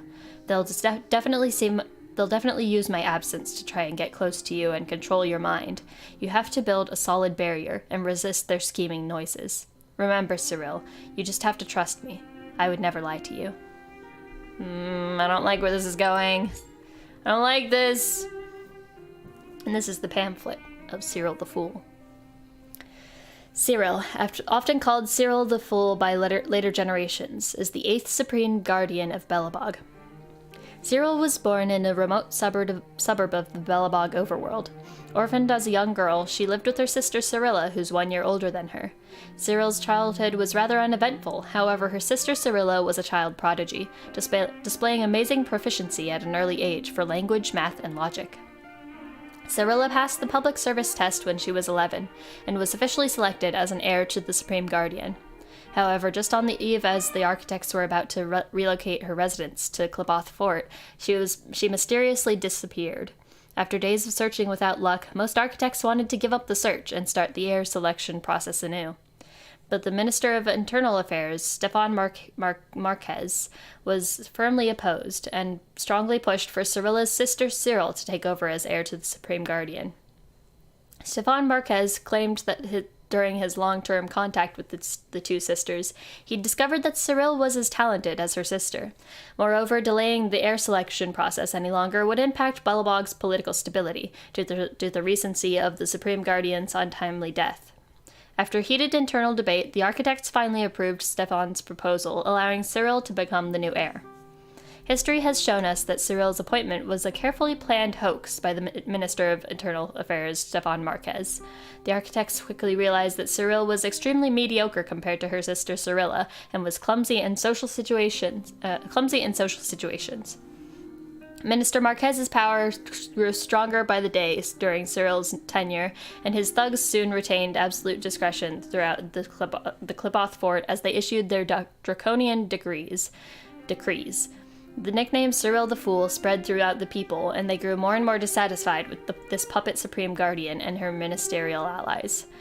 In the 14th year of her tenure, rebels among the architects hatched a secret plot to overthrow Stefan and his cronies. The rebels won over the Supreme Guard's the Silvermane Guard's captain, and planned on luring Cyril and Stefan to the Silvermane Guard restricted zone, where they could launch a coup. That day, the Supreme Guardian Cyril attended the military exercise as expected, but the rebels never found any trace of Stefan Marquez. The captain played them at their own game, dispatching a fake patrol of Silvermane guards into the restricted zone with Cyril, and pushing her into an arsenal chest.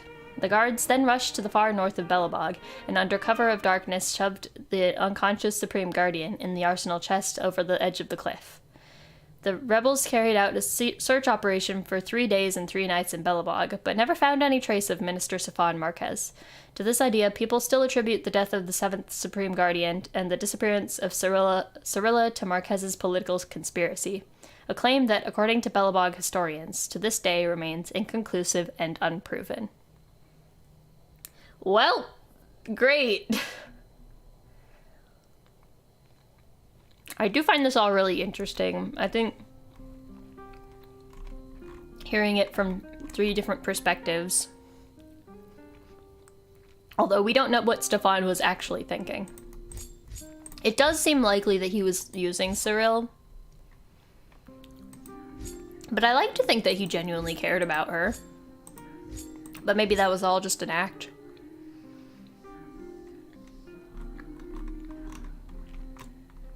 And then it was the rebels that killed her and threw her off a cliff. Crazy.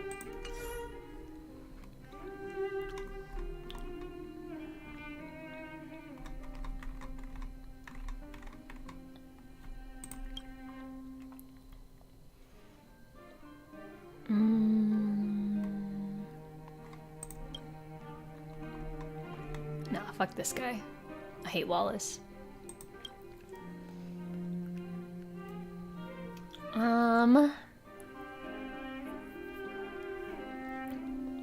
Oh my god, I gotta read this. A scam prevention guide put together by the Dark Blue Scam Victims Association.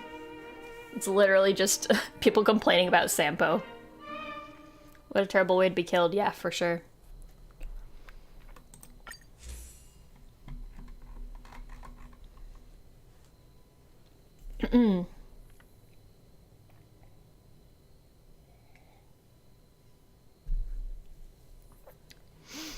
Tell Wallace how I really feel. He's just really annoying. You have these options of doing daily quests where he asks you to go around asking people to be his friend for him. He's like, see that girl over there? Go show her this picture of me and ask if she wants to be my friend. I'm like, dude, just talk to someone. Just, God, I'm not here to be your telephone. And this is why I don't do daily quests. Anti-fraud guide edited version. More and more residents have suffered financial and emotional damage from the Dark Blue scam, then the Silvermane guards alone cannot capture the mastermind behind the scam. That is why the various victims of the Dark Blue scam have come together to form the Dark Blue Scam Victims Association, or the Dibisva. We have produced this guide and collected the usual lies and classic cases of such scams. All citizens, please read this carefully and remember it well to protect our sacred private properties from being ravaged. Parallel universe. The most common concept that the scammers try to sell. There are already 73 types of sub-scams reported to the city, including but not limited to parallel universe printers, parallel universe containers, parallel universe ingredient bags, parallel universe remote controls, and many other items in daily life. The scammers often customize the pitch and are very hard to detect. Please also be careful when purchasing items related to parallel universes in second-hand shops. It is best if you immediately report the incident to the Silvermane guards and record any monetary losses. Please avoid going alone to confront the scammers. Stop your investment on time and prevent chain scamming. The guide warns all Belbog citizens that no shield grows out of the snow. Wealth must be gained with your own industrial two hands. Perpetual machine. A scamming case study provided by victim Molly. The scammer used a preset mechanism to construct a seemingly never-stopping gear wheel, but the victim realized once she was home that it needed to be manually winded up. According to more recent victim reports, there are now sub-scams such as the water-spinning wheel, 4-pendulum clock, and circling wheel. The guide warns all engineers and technical staff to firmly remember the basic laws of the objective world and not to superstitiously believe in fantasies. Do not go after big personal achievements and fall into the trap of a scammer. The omnipotent key. A scam case study provided by a victim, Nick. The scammer used modeling clay and precision key mold to demonstrate to the victim how to replicate the key for various mechanical cogwheel locks and encouraged the victim to conduct activities that would hurt Belobog's financial security. Nick was caught in the act by the Silvermane guards when he was replicating keys outside of the south gate of the Belobog Chamber of Commerce and is now jailed in 3rd Belobog prison. The guide would like to warn all citizens not to lose your future due to a moment of greed. This one doesn't sound so much like a scam. It seems like it works. It really does replicate keys. This one doesn't feel the same as the others. Hello Ash, welcome to the stream. It's alright, you're glad you're here. Android puppets. A scam case provided by a victim, Manya. The scammer used a wooden puppet and android face mask to make a substitute puppet according to the victim's specification. However, the drive installed had too much energy reserve and the puppet did many things that did not fit with the victim's normal behavior, such as working overtime at the town hall till dawn. The victim indicated that she suffered great humiliation and her intrinsic motivation toward life was shattered. The guide would like to remind all citizens to achieve a good work-life balance and not to go down a path where you can be manipulated by scammers. What? What? So she bought the android puppet thing and sent it to work, and it worked too much. It worked too hard. And so then people probably expected her to start working harder when she actually went back to work, and she didn't want to. Is that what I'm getting out of this? Half of these are just their own fault. Not even a scam. A scam case study provided by a victim, Vaska. The scammer used too many in-ear music boxes to store the audiobook of The Tale of the Winterlands, as the victim had requested. However, according to the victim, the latter half of the recording was edited and recited by the scammer, with the entire cast dying and dealing indelible emotional damage to the victim. The guide would like to remind all citizens to embrace reality and do not lose yourself in dreams of virtual worlds, and definitely do not imagine yourself living in such stories. They're basically like, can you tell fiction from reality? No, I cannot. The other detailed cases are all collected in the Dark Blue Scam case pamphlet. Buying it in combination with the Dark Blue Scam anti-fraud guide will only cost you 1,250 shield, together with a voucher to purchase a complete dissection of the Dark Blue Scam's edited version at 30% off, edited for a collector's edition by the Dark Blue Scam Victim Association. The anti-scam effort needs your support. This sounds like the scam. This is the scam. The Scam Victims Association is the scam. That's what I've learned today. Natasha's list. For those residents of the underground who are struggling with a heavy workload, taking care of their children was just another unbearable task. This sounds sad. Let's read it.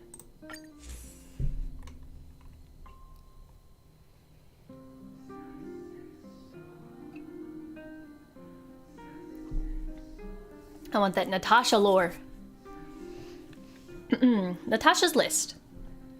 To all parents who are minors, I am Dr. Natasha, an underworld doctor. Feeling sick? I know many of you are exhausted from your daily work, and so you entrust your children to the care of the clinic. I understand how difficult it must be for your family as the end of the year approaches. However, some of you haven't seen your children for so long that I can't help but wonder about your motives. I have enclosed a list of the children who haven't seen their parents in over 100 days. I hope these parents will visit before the end of this month. If not, I will be adding your names to my notebook. Those who are in my notebook had better pray you don't get sick or hurt, or I'll be sure to take care of you using my family's secret recipe and a large dose of compassion. Oh damn, she's a healer butt. Skip ad. Isabella, 11 years old, 133 days without visits. Little Bella is the most well-tempered and sensible child at the clinic. She often volunteers to help with the chores and takes care of the other children while I'm away. If you're Bella's parents, I suggest you learn about childcare from her, because I'm pretty sure you wouldn't even be able to care for a mad mole that eats anything. Damn! Big Charlie, 9 years old, 164 days without visits.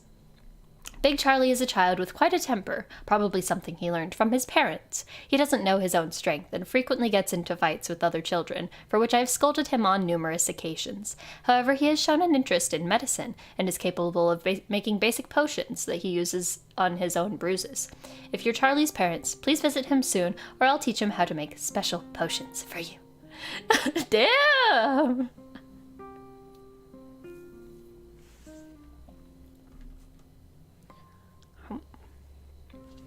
Natasha's a savage. Little Charlie, 7 years old, 115 days without visits.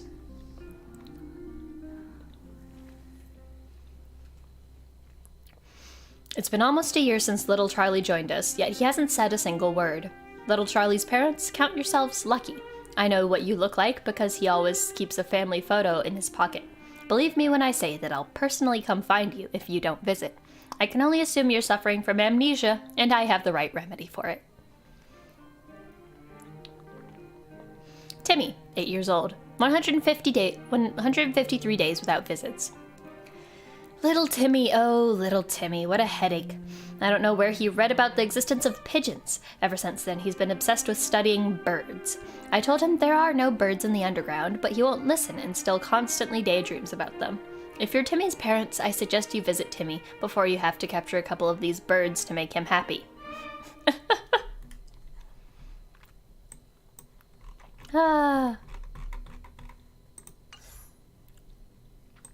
Clara Protection Society, yes! There is a strange and immense zeal in the recruitment announcement. Join the society and you'll be able to protect Clara. Clara Protection Society is seeking new members. Protect, protect, protect, and more protect. What is the Clara Protection Society? The full name of the society is the Society to Protect Clara's Smile, to repay her for her selfless help to all the residents of the vagrant camp, abbreviated to Clara Protection Society. What is the mission of the society? The society aims to repay Clara for her angelic deeds, such as helping with the entire vagrant camp's food and lodgings, and healing our exhausted hearts and minds. Therefore, as adults, we should not bring trouble to Clara, help Clara whenever we can. Let Clara grow up happily, become Clara's true family, protect Clara's innocent smile, protect Clara's angelic voice, and protect Clara's heart of gold. Though Clara is not good at receiving any strong displays of gratitude and always lowered her head in embarrassment, we are not going to stop. What can you get out of joining this society? By joining this society, you can 1. Enter the vagrant camp and share Clara's gentle smile that can melt snow with the society's millions of members. There is no completed member headcount, but trust me, that's how many people are protecting Clara. After Clara had greeted you, hide in a corner and vocalize your praises at a volume that does not disturb her. This seems like a wholesome society. I'll join. Purchase Clara's portrait, bunny plush, feet imprints, and other merchandise from the Society's merchandise division using community volunteer work credits and at the cheapest price. Oh no. Oh no. The artist Old Ollie was a famous artist known for painting legendary portraits for wanted posters. Lastly, and the most glorious, you will receive a Clara's Protector badge upon joining the society, made with stainless steel to symbolize our timeless and heartfelt desire to protect Clara.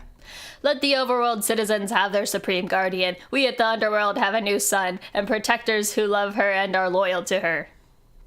Small print at the bottom of the poster. While enjoying the various benefits the society offers, please refrain from providing any personal conveniences to Clara on your own. This goes against Clara's goodwill. Question Clara on the matters aside from daily life in the vagrant camp. It should be basic manners, not to pry into other people's privacy. Form any kind of familial relationship with Boss Farag in order to get closer to Clara. These relationships include but are not limited to adoption, sworn siblings, and marriage. This list will continuously be updated, and the Society reserves the rights to final interpretation. What do you mean I can't marry Svarog? Okay, according to this, I can still marry Svarog as long as it's not specifically in order to get close to Clara. And they can't prove anything. What if I just want to marry Svarog because I want to marry Svarog? How about them apples? Something tells me their goal is to protect Clara. They made a right choice in abbreviating their name. Yeah, it was a little too long.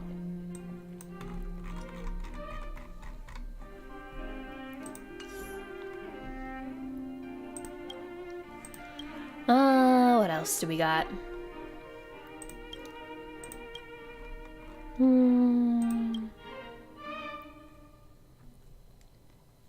A slightly childish observation diary. Its owner seems to have suffered some severe mental trauma. Hell yeah, I love severe mental trauma. Let's read it.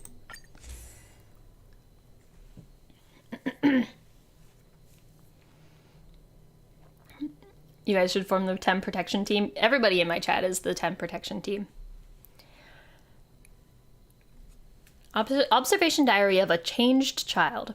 The notebook's cover is covered in soot or dust and stained beyond recognition.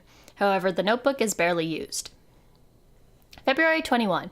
I asked the others what animals they are observing for their homework. Most of them chose things like olms, funeral worms, and crystal lizards. I want to observe something special, so I decided on Daddy's robot pet called Septi. It has a square head, 4 legs, and everyone in the family loves it. Today, Daddy asked me to prepare dinner for Septi, so I brought it to the energy conversion station to feed it. February 22nd. Mom brought me to Boulder Town to play. No observation diary. February 23rd. Daddy took Septi out, unable to do observation for diary. Unable? Is this child also a robot? What is happening? Or is this an observation diary specifically about Septi? Okay. February 24th. Daddy told me that he had made some changes to Septi, and now it can speak and is smarter. It can help with some simple housework. I wanted to test how smart Septi is, so I told Septi, I'm not feeling too well today. Please ask the teacher for a day off for me. Septi immediately understood, saying to me, you're sick, aren't you? So yeah, Septi's very smart. Teacher's note, please stop calling this robot a pet. What? Septi's totally a pet. Maybe even more than a pet if it's intelligent. Today, Mommy took me and Septi out to play. I put a rope around Septi's neck and went out with it. We met Jimmy, who brought his own robot pet. Jimmy's pet has 2 eyes, and the top eye is green and bottom eye is red. They're both round. There are some claws below its head. It looks like the steamed rock crab Mommy made last night. Jimmy and I decided to play together, and both of us forgot about our pet. When we found them, they were hugging. I think they must have fallen in love, because Tommy and Mary are like that in class. What? The teacher drew a large question mark at this entry. Me too, teacher. February 26th. I got sick and slept all day, so I didn't do any observation. February 27th. I got sick and slept all day, so I didn't do any observation. Teacher's note. Out of the 7 days of the assignment, you've only done 3? Also, robots are not pets. February 28th. Teacher gave me my observation diary a 0. Even Mommy said I was wrong. I'm so angry I will be evil from now on. I feel so sad. My chest is painful, but no one can understand my pain. Why am I still writing this diary? I'll become a menace. I will turn into a fragmentum monster and eat both Tommy and Mary first. Then I will eat teacher. Ah, I am darkness incarnate, and I will bury this foul observation diary. Bury my past. Hehehehe. What the fuck?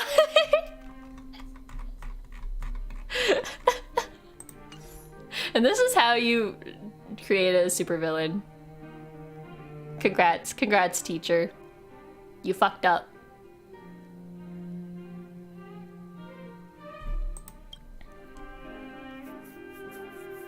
Will bite, do not approach. A note written in a childish hand. It is probably a summary of some robot's life. Okay. I'm ready for more robot fuckery. Oh my gosh, this is the same kid. Will bite, do not approach. This is my pet robot, Septi. It used to do everything I say, but now it's sick, and it might bite people. I heard Boss Farag can fix robots, so I'm leaving Septi here. Boss Farag, please save my Septi. When Septi is all better again, it will come home on its own. It knows the way home. This is a note on a broken robot with no name attached. So this robot could bite. Unfortunately, it can't anymore. No, Septi!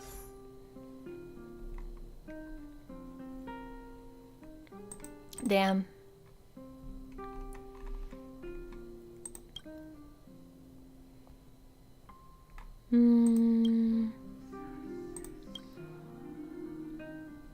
Fragmented diary. Pieces of a diary found in an underground shelter recording how the lives of ordinary people were changed by significant events. Ogie. Sounds good to me.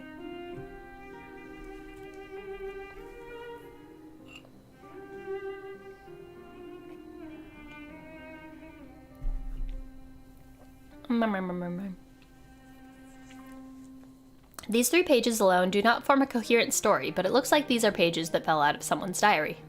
Page 1. November 23rd, Tuesday. The boys and I have been walking around in this underground This underground place for a few days now.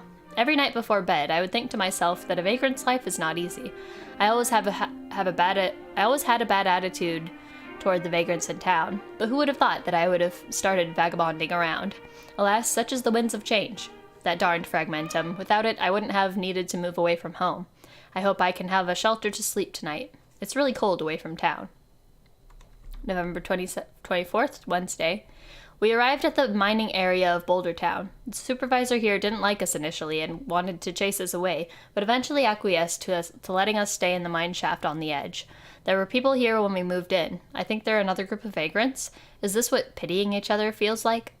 This is their shelter, but it used to be a safe house for miners to escape from mining accidents. Eventually this mine shaft was abandoned, and so vagrants took it up. It's disquieting to stay somewhere I don't belong, but beggars can't be choosers. As long as I have a shelter to stay in, I guess. November 26th, Friday. Day 2 of staying with this group of strangers. I'm starving, I have no strength, and it'd be useless for me to mine with the mining team. Besides, those people tend to discriminate the vagrants, saying we're doing more harm than good. I've never done anything shady. At most, I picked up trash to exchange for something to eat. Why would they look down on me? There's one nice guy in that team, though. Some guy called Steve, wearing the same battered blue shirt every day. He talks to me, and I talk to him. He said the team found the mother lode, but some punks went and harassed them, trying to claim the place for their own. Page 2, November 30th, Tuesday. I don't make much picking up trash, so I started helping the mining team with some odd jobs. I was a craftsman after all, so repairing the machine is not out of my league. Somehow or other I fit in. That Steve guy is pretty swell. He kept me busy for a bit and started asking for me to join them in their drinking session. I think maybe I'll be joining the team next. It's all for survival anyway, and at least this is a step up. I had a look at the vein they found. It's quite something. No wonder people want it for their own. December 2nd, Thursday.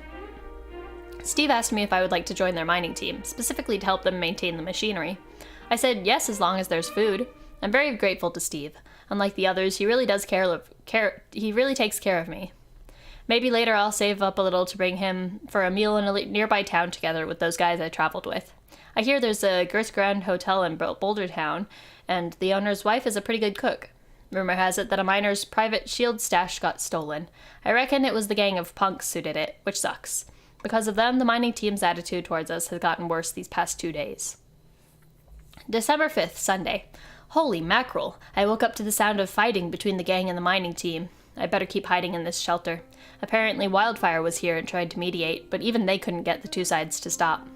In the end, a bunch of machines popped out to separate the two groups. I hope everyone is okay. I haven't gotten the chance to buy Steve dinner yet. Maybe I'll look for him when all this is over. December 10th, Friday. I have been looking for Steve for 2 days, and he's nowhere to be found. Not a single soul from the mining team saw him. Where did he disappear to? What happened that day? I hear those robots are supposed to protect humans.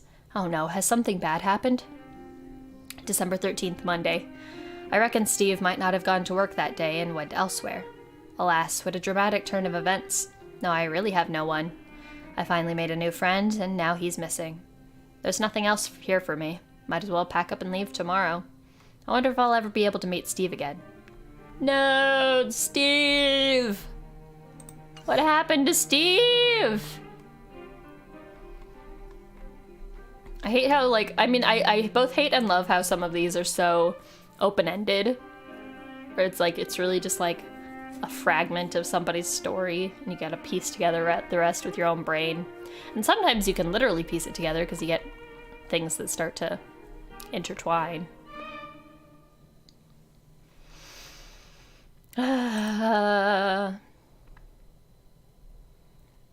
What else?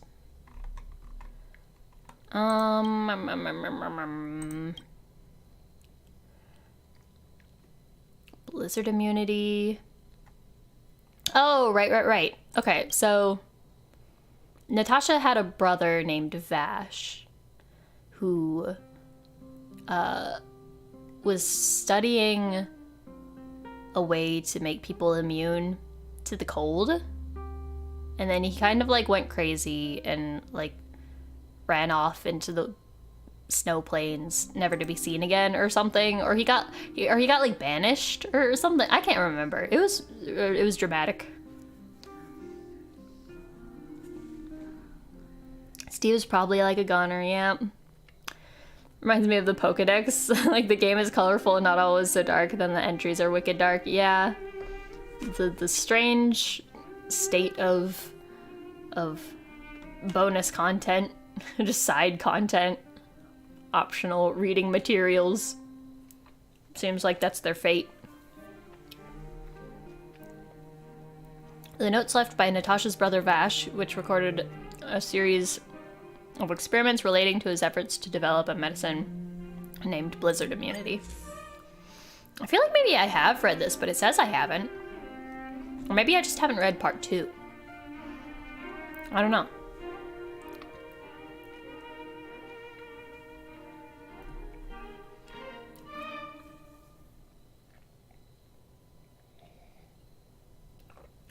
I really like the plot with Natasha and Vash. It really added a lot to her character. Part 1. Animal experiment number 2. Experiment number 2. I carried out a broad-spectrum animal injection experiment. The animals all appeared to grow more active, but the dose needs to be adjusted because the 2 snow finches have been screeching non-stop for 3 days. I couldn't sleep at all. It is absolutely the right decision for me to come to the snow plains to conduct the experiment. I do not have to deal with those cretins on the ethics committee, nor do I have to produce those so-called daily reports. Why would I waste time writing so many words when 2 phrases can adequately explain the experiment? Animal experiment number 14. Several controlled experiments with mice have been conducted, and it appears that the route of an administration impacts the rate of medicine absorption, with preliminary findings indicating that intraperitoneal injection is more effective than subcutaneous injection and oral gavage. Don't know what that means. Shock symptoms were observed in the intraperitoneal injection group, indicating that the injection dose should be further reduced. Human testing should also be expedited. I was hesitant to experiment with these mice because they reminded me of the ones Natasha had as a child. Despite the fact that I've been much more productive here, the limited supply and test subjects remain a major issue. There's a guard outpost to the south. Perhaps I can trade with them. I'm running low on firewood and oil. Subcutaneous injection experiment number 1. A subcutaneous injection was given into a vein on my own right arm, and I had a severe allergic response that included vomiting and dizziness within 12 hours, but the medication's effectiveness on the human body was confirmed. For the following 40 hours, I didn't feel cold. I've made little progress on the report since I've been experiencing numbness in my fingers for the past several days, and I'm wondering if it is a side effect of the subcutaneous injection. The swelling and rashes on my back and arms have subsided significantly. Next time I'll try a more stable formula. Injection experiment number 12. After the final injection experiment, I had a significant rejection response in my stomach, as well as an intermittent sudden dip in body temperature after a slow climb. I need to improve the experiment's stability and possibly try a safer route of administration, such as oral administration. Lately I've been practicing writing with my left hand because it appears that I can no longer control the muscles in my right hand. I shouldn't have been so impatient. Coughing and dizziness continue to bother me occasionally. It's been 17 days since the last time I suffered shock symptoms, and the medicines should be much more stable now. I haven't eaten rabbit stew in a long time and have been craving it, so I'm going to ask the guard captain how to make traps the day after tomorrow. Oral administration experiment number 3. My body temperature stayed consistent during the 30-hour observation period, with intermittent symptoms of coughing up blood and asthma. The specific cause is still unknown, but is likely related to drug residues and high concentration of non-metabolizable substances. Maybe I should try a different targeting agent? I'm not sure if I put the dates correctly because I've been waking up in the middle of the night for days. I just noticed a lack of control in my shoulders and neck, requiring me to sleep with a high pillow. But will it eventually spread to my brain? Oral administration experiment number 7.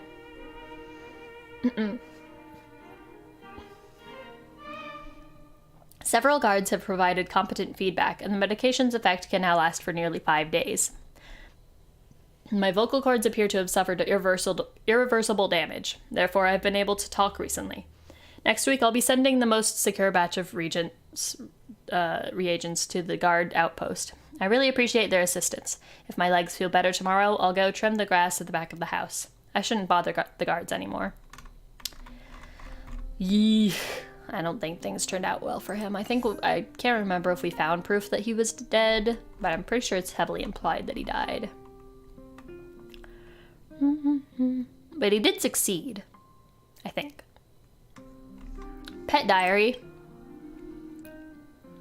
A pet keeping diary, but are virtual pets really pets? Haven't been eating what? I'm so sorry, Rabbit. I'm sorry you had to witness that. You had to hear about that. I won't let anyone eat you. It's okay.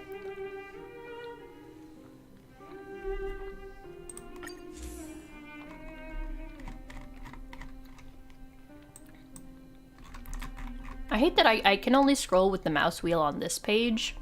Like, I can't click and drag the Oh no, I can. I just can't click the bar. I have to click on the actual page. Okay. They're called VTubers? I'm not a pet. I'm not a pet. I am an entertainer. I guess pets are entertainment in a sense. I heard you can make more money finding ancient relics than mining, so I asked some of my dad's acquaintances for help. What are we talking about? I heard you can make more money finding ancient relics than mining, so I asked some of my dad's acquaintances for help. Okay. A fortnight later, the only relic I found was something similar to a rand counter. It just looked a bit smaller. I don't know anything about relics, so I had to spare a little cash to hire Balloway from Miner's Lamp for an appraisal.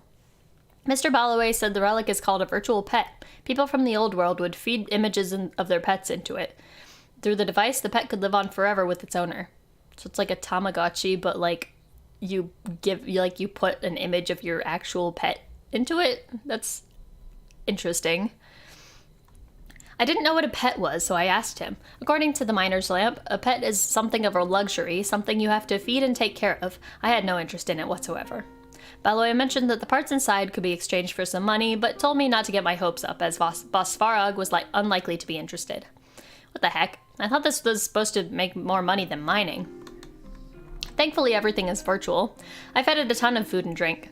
I can barely keep myself alive. It would be impossible for me to have a real pet. Thanks to this virtual pet thing, I can be a real pet owner. Dad's friend says that he's looking for a buyer for me.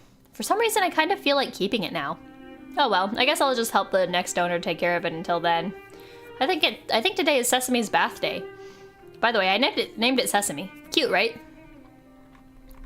Part 3. Never thought virtual pets would get sick too. I went and found Natasha to have her look at Sesame. She said there was nothing she could do and sent me off to look for the Miner's Lamp. I heard she was a great doctor. How come she can't help Sesame? Don't be scared, Sesame. Daddy's right here. Hang in there. The fuck? This is weird. Sesame's recovered. Oh man, I was so worried these last 2 days that I couldn't even eat. I feel so relieved right now. I have to tell everyone. They need to know that Sesame has recovered. It's almost Sesame's birthday, so I'm gonna go get some rock crabs for the celebration. Even if it can't really eat anything. Oh no, Sesame's been stolen by a bunch of bandits. Those thieves, those scavengers, trash.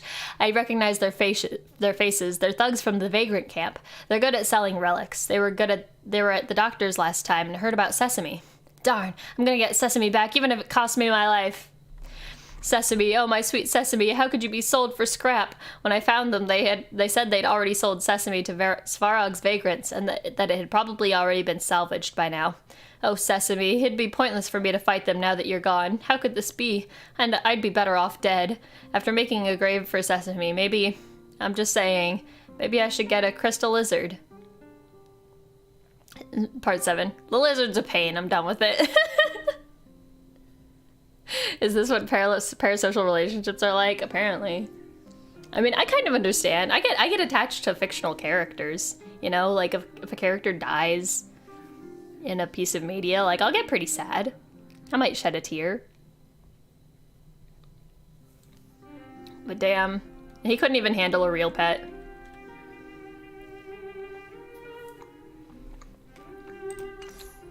That one's kind of relatable, not gonna lie. Tem isn't fictional, way different. Yeah, I'm like half fictional.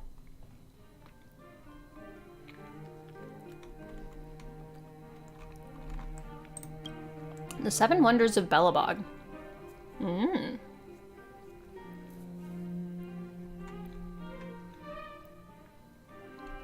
Dreamland analysis.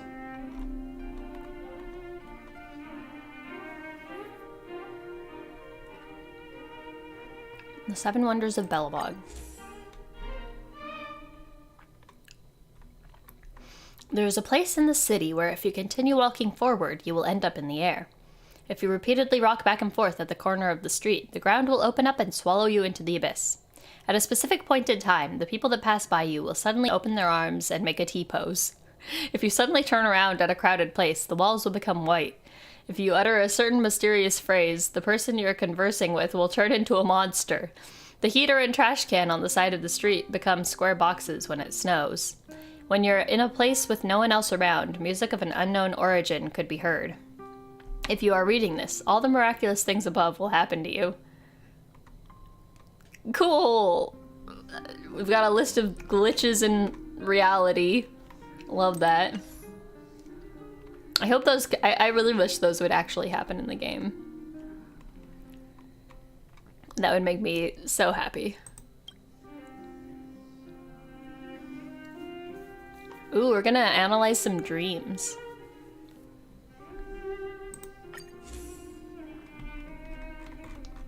Okay.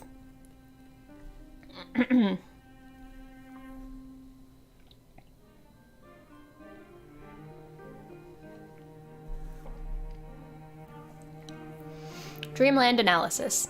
Recently, the psychiatric department has received a lot of patients suffering from poor sleep quality. The patients attribute it to excessive dreaming, most of which were related to stress from work and life. Normally, I'd ask patients to record their dreams, which I would then analyze. Through the Dreamland, patients could learn from their mental experience, something they wouldn't have done otherwise. I've found this method helpful for treating the illness. Some would believe that the metaphors of dreams are meaningless, but I don't quite agree. Dreams can stir up a patient's feelings and emotions, which at the very least indicates a connection with the patient's feelings or experiences. Well, what exactly are these dream metaphors? I've read so much about it, but the old world literature is incomplete, and I don't have a definitive answer. What's interesting is that there is a link between dreams and reality. In the past, people have used dreams to predict the future. I remain skeptical about the saying that dreams can predict. A déjà vu is when a person feels like something that is currently happening has already happened before. I believe that this is not an exact dream, but a dreamlike feeling which is just as mysterious as dreams. But dream sharing is one possibility. There was once a very young patient who recorded the ritual she would perform in her dreams. To my knowledge, the ritual exists only in the distant past, and the people around her had no means of knowing about it to begin with. No one told her about the ritual, so how did she know about it? This is why I believe that some dreams can be affected and influenced by others. But I have no idea how this sharing and the concept behind it works. I am also reminded of one more thing. Maybe it has nothing to do with the dreams of prophecy. A patient once asked me, "Is there anything real in a dream?" The question is a hard one to answer. After all, your senses and memories are mixed together, and it's hard to tell them apart in a dream. We can only admit that we know too little about the dreamland. Wow.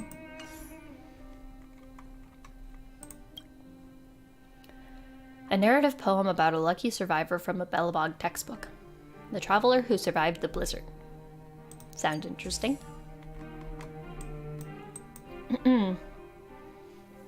26. The traveler who survived the blizzard. There's a citation? From selected poems of Katana Thomas, famous poet. At the end of 47 BF, Thomas was part of a refugee train from Nofgofia that traversed the snow to reach Belobog. Their arrival was warmly received by Alyssa Rand, who described it as a great voyage, bringing with it culture, art, and technology that are still influential in Belobog today. Thomas's poems, known as the Poems of Battle, has inspired other refugees who migrated with him. Let's read it then. Reading tips. This is a poem on how people from all corners of the world stumble through blizzards and bitter coldness to Belobog at the beginning of the eternal freeze. With the arrival of the Ice Age, winds grew stronger and the temperature dropped even further. Through numerous dangers and obstacles, people from all over the world came to Belobog to pass on the sparks of human civilization. The poem likens Belobog to a warm harbor and the end of the journey, inspiring the refugees to keep going. Read the poem carefully to see how the author used the perspective of the refugees to demonstrate a positive attitude and confidence towards the future, despite fears of uncertainty. Ooh, we're gonna do some poem analysis. I'm excited.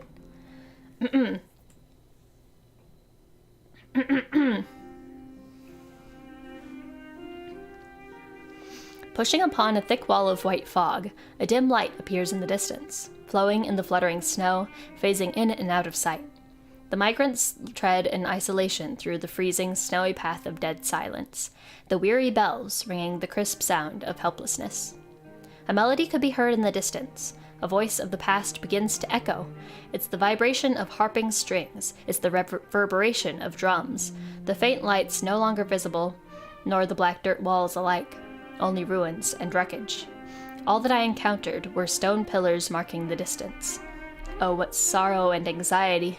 Tomorrow my family, tomorrow I shall go to the warm harbor and celebrate the end of my journey while laying my stiff bones to rest. We will walk to the distant lights and outline the image of Belobog. The long night extends the weariness of the travelers, but I cannot make us lose hope. But it cannot make us lose hope. Oh, how it troubles me. Family, our journey is going to be a long one. The harps and drums have fallen back into silence. All that's left is the fatigued bells ringing in the wind, in the direction that the lights once were. Wow. That's alright. That's an okay poem. I give it like a solid 6.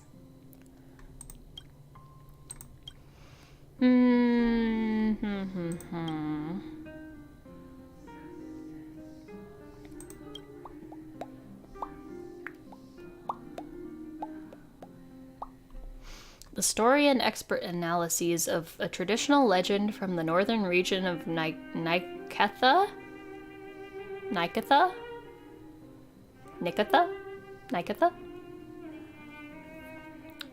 Eurillo, god of spring and war.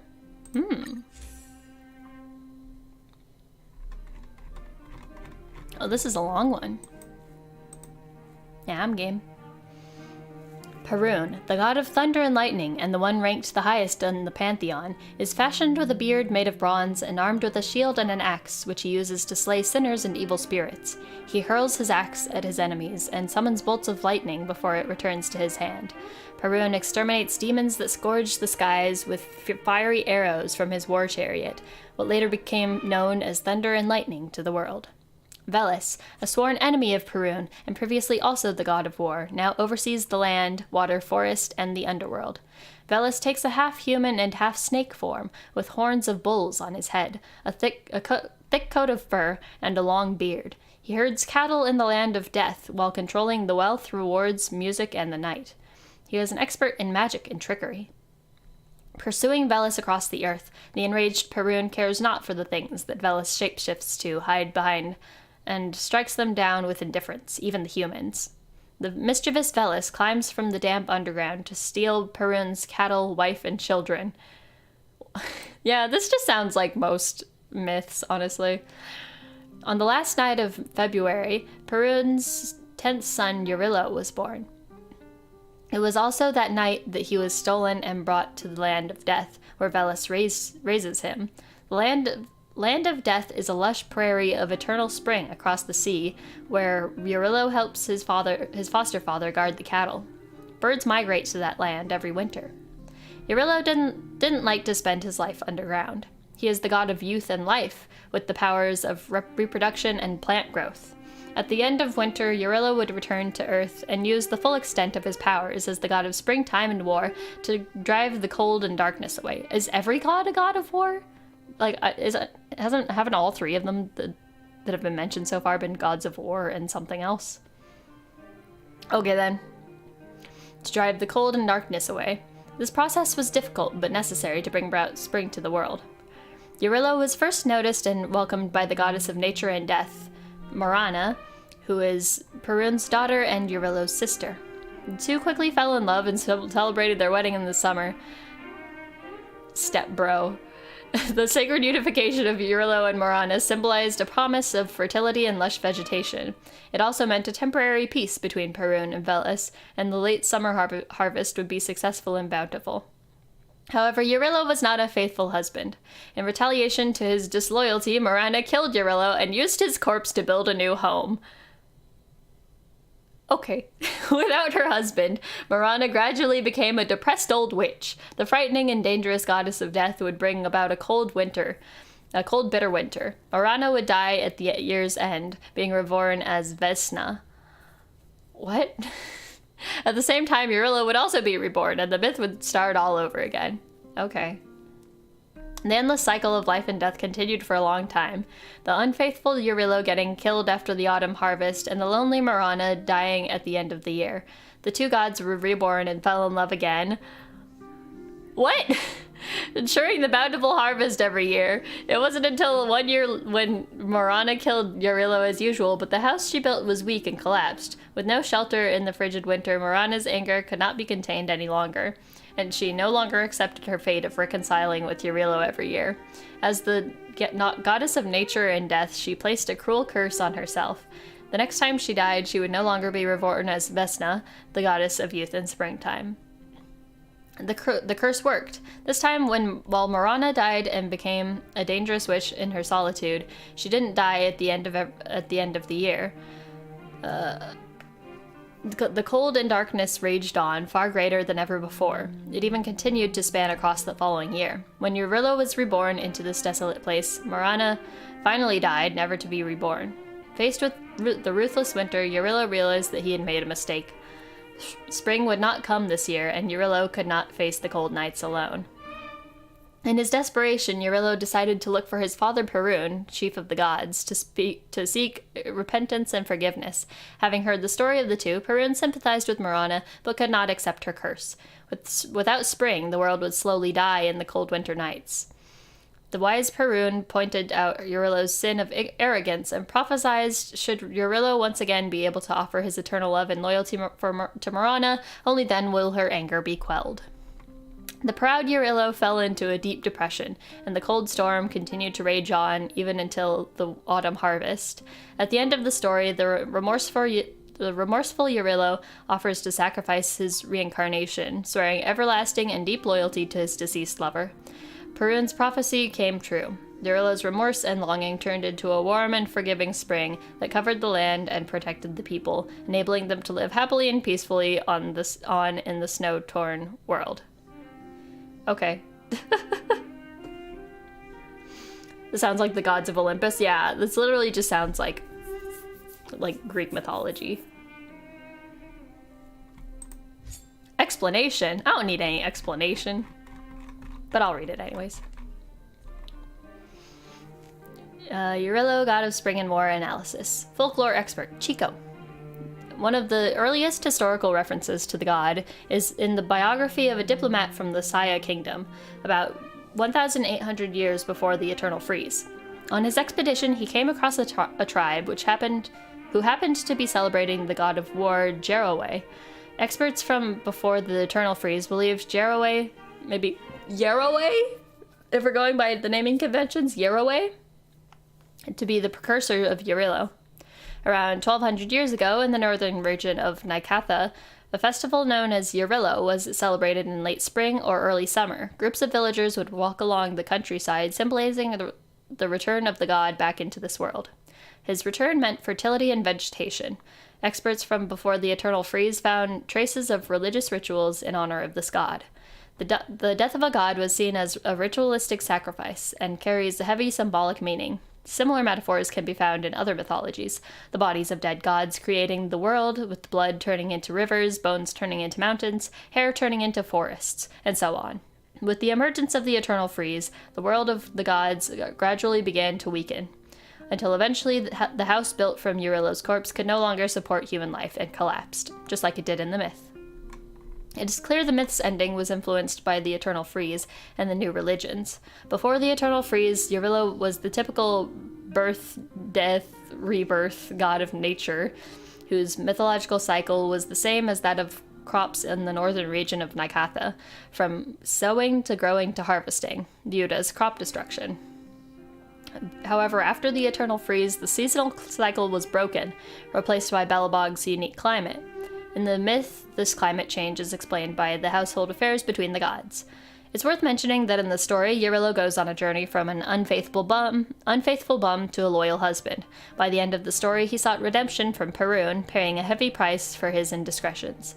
The changes in Eurylo here were thought to be related to the changing lunar phases, a projection of human understanding on natural phenomena.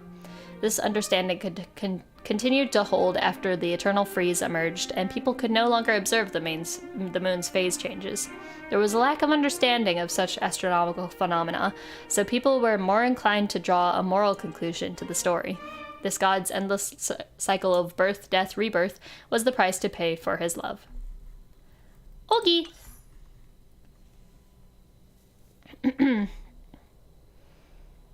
We'll just read a few more, because I've been going on for like, what, 3.5 hours already? It doesn't feel like it.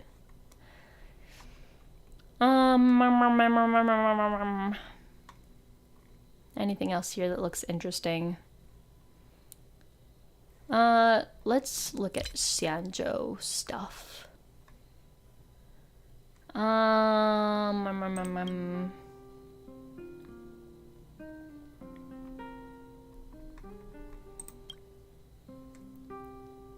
A grimdark serialized web novel featuring the judges of the Ten Lords Commission as the protagonists and is adapted from urban legends. It's not very popular. The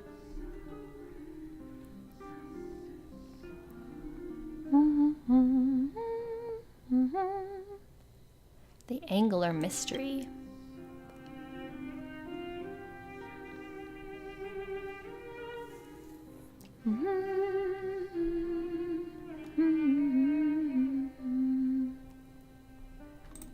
We read the General's diary.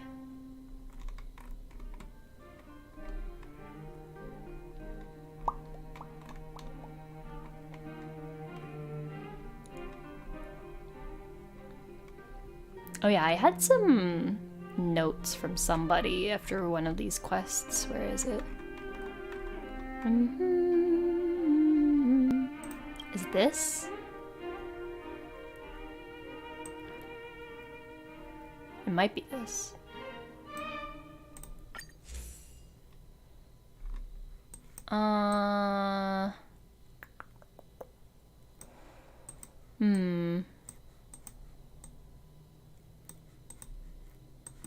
Maybe.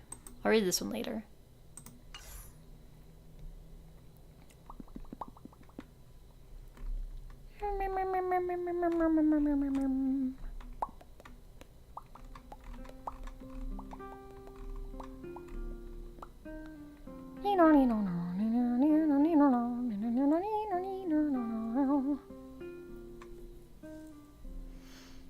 My lovely ASMR voice may have knocked you out for a bit. Good, get some sleep.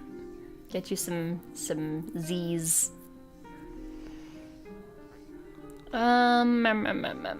Sure, let's read the Angler Mystery. How long is this gonna be? Oh, it's not that long. Case 1. Stricken with Mara. The angler shook its head in resignation, then said decisively,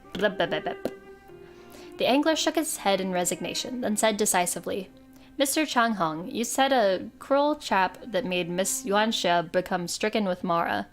Yuanxia became Mara-struck because of the curse of the plagues author cast on the Xianzhou people. How can you say that I am at fault? Changhong slammed the table and stood up in a huff of rage. Huan Huan also stood up when she saw her husband getting accused, and she rebuked loudly. My husband may not be the most virtuous person in town, but he's not one to hurt other people. Angler, did your brain shrink together with your stature? How dare you talk like this? Seeing this, Ma Zhao stood up as well and glared at Huan Huan as he replied, If the angler is saying your husband did this, then he must have already found concrete evidence. Ma Zhao was a tall fellow, and his head almost reached the ceiling. Seeing this angry giant, Huan Huan shut her mouth and quietly sat down again. However, as this affected his future, Changhong had to steel himself and keep talking. Dear Angler, becoming Mara-struck is a natural event. I'm an artisan, and you were a healer before your incident, and we both have plenty of logic in us. I believe we can agree that humans can't affect such natural events. The angler waved his hand and signaled for Ma Zhao to sit down, then stared at Changhong dismissively until the latter wore an unsettled expression. You are correct, the angler began slowly. But while you cannot control ionic storms, you can trick pilots into flying into one. You cannot control meteors, but you can make them into fatal bullets. You cannot control the process of becoming Mara-struck, but can trigger it to start. Changhong chuckled nervously. You must be kidding. Making someone Mara-struck sounds like a secret that can only be known by the Ten Lords Commission. Your uncle Chang the Ninth has business in medical ingredients. These are the medicines you asked him to buy. The angler waved his hand, and Ma Zhao immediately spread out a flexible display he was holding. A goods order was displayed on it. The angler stood up while Ma Zhao respectfully knelt on the ground and lifted the flexible display for the other man to read. Pointing to the words on the display, the angler explained. You are a smart and well-educated man. However, it's a pity you didn't use your talents on the right things. You went to the Xianzhou Fanghu and obtained a prescription from the Fanghu Foxians. They have a unique medical tradition that most Luofu residents are unfamiliar with. That's how it slipped past Chang the Ninth, as well as the Realm Keeping Commission, and even the Ten Lords Commission. But it won't get past me. What are you trying to say? Chang Hong has stopped smiling. He looked coldly at the angler. I'm not gonna try to pronounce these. In the Fanghu Foxian's Material Medica, this prescription treats Dipixibdong. In our language, it means mania. The angler flipped the page and continued with a leisurely tone. The Fanghu Foxians would have called Yuansha's symptoms. What was it? Right. We would call it depression. Ma Zhao became infused with rage upon hearing this. He bolted up, almost knocking the angler aside, and shouted, You abomination! Yuansha took the medicine you gave her without question because she trusted you. Who would have thought you gave her something to make her worse? Chang Hong rebuted in desperation. Fine, angler. Even if I gave her the wrong medicine and made her depression worse, would that have made her Mara-struck? Surely you understand the simple logic that correlation doesn't equal causation. The angler was undaunted by Chang Hong's questions. Indeed, there has to be at least a few million depressed individuals on the Xianzhou. Most of them are living whole and hale and have not become Mara-struck. What you did was not limited to making Yuansha's symptoms worse. That was only your first step. What followed was the most important part of your plan. Your wife, Huan, would go to Yuansha's house a few times a week to drink tea and chat with her. You told Huan to move some items in Yuansha's house with every visit, adding some things, stealing some things, secretly replying to her private correspondences, committing to work tasks without her knowing, and every time she felt puzzled, you two would pretend to be innocent and declare it had nothing to do with you. Yuansha trusted you so much that she never even doubted you. Her life soon became pure chaos. She didn't know where her old comb went, and she couldn't recall when she bought a new mirror. She didn't know when she made specific commitments, and also couldn't recall why she was suddenly so rude to her boss. Then, combined with your miracle medicine, Yuansha literally became insane thanks to you. The saddest thing is that she never doubted the two of you, even up to her last moments as a human. Indeed, who would have thought that someone as evil as you two could exist? Bum bum bum! That's chapter 1. Well, it says case 1. Temmie's story time. Yeah. I would read this novel. Where's the rest? Bum bum. Bum bum bum bum bum bum. Alright, I think that's good enough for now. I read a lot of the ones that seemed interesting.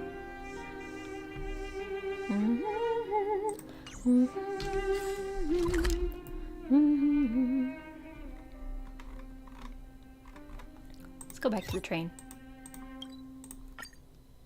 I've been playing it all lately. I haven't done the new companion quests. I should do those sometime. We've got the Fushuan one, I think, and the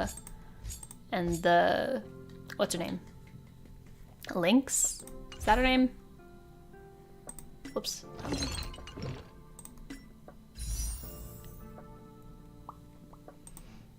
Yeah, I'll pull her whenever I get enough gems, but I'm not really gonna stress over it. Hopefully I can either get Fushuan or Lynx.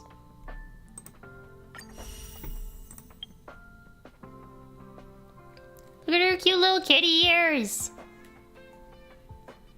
Bam bam bam bam bam bam. Thank you guys for listening. That was fun. I've been meaning to do this a while. I had this idea ever since I started playing this game and realized just how many readable items there were. So, I don't know if I'll do this again, but maybe if I feel so inclined. We're actually going to be starting on Genshin this week. I'll be putting out the schedule later tonight.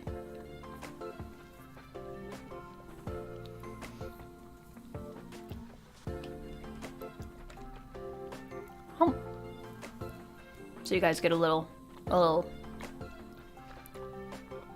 sneak peek of the schedule that we're playing Genshin.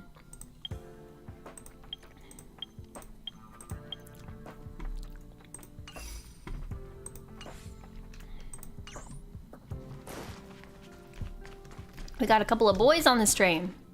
Being surrounded by the universe feels amazing. The Lawfu feels like a small corner of something much, much bigger. Yeah, all the challenges of everyday life seem to disappear when you gaze out into the universe. I just like the way he said it. Yeah. Wow. All right, then I'll be here to bother you more often in the future. I bet there are so many opponents out there in the universe just waiting for me to find them. I bet there's so many opponents out there in the universe just waiting for me to find them. Why are you so baby? Chippy chippy. Apologies. I've been busy lately, so I had to put off the express tour for a while. Here we are, finally. Here we are. Have you always been so tall? Damn. I gotta look up at you. We're friends. It's because we're friends that I feel a little guilty. No. What should we see next? Do we just follow the express tour route? Come with me. Marry me. All right.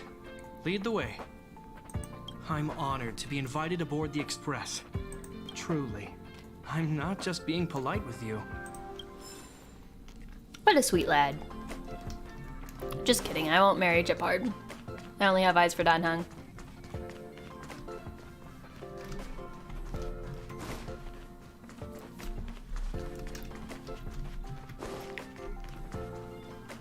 Meow, meow, meow, meow, meow.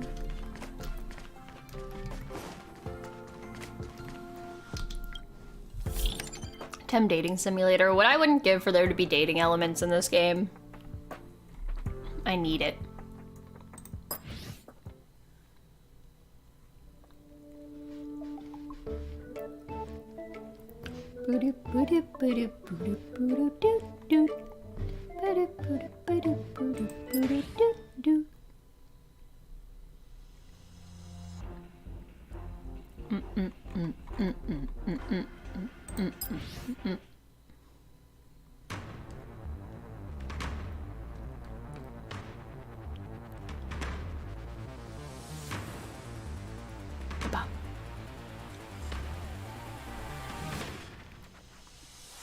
Tem dating sim.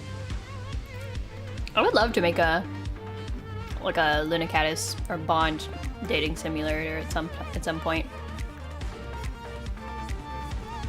That'd be a really fun project.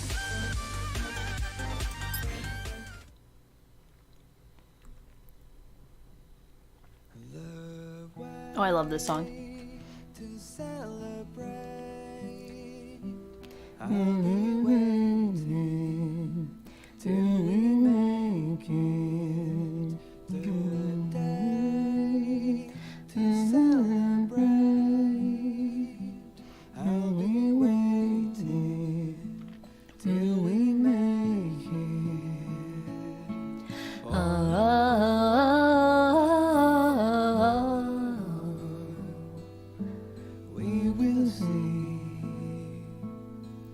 Come with me, take the journey.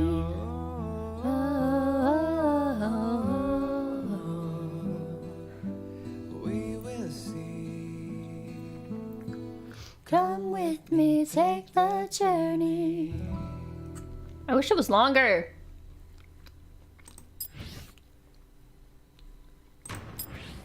What's this one?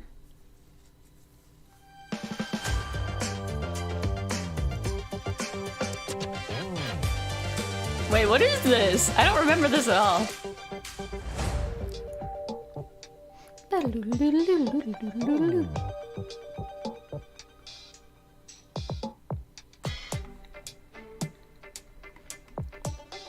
Anyways, maybe we'll just go to my usual one. What is it? Is it Spacewalk? I don't think so.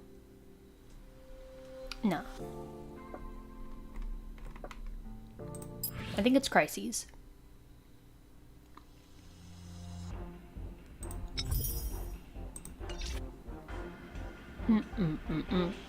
Bum bum bum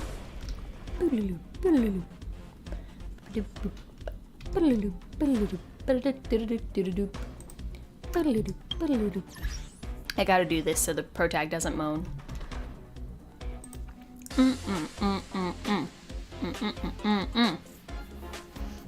I can see you intentionally making yourself unobtainable in the game. I would absolutely do that.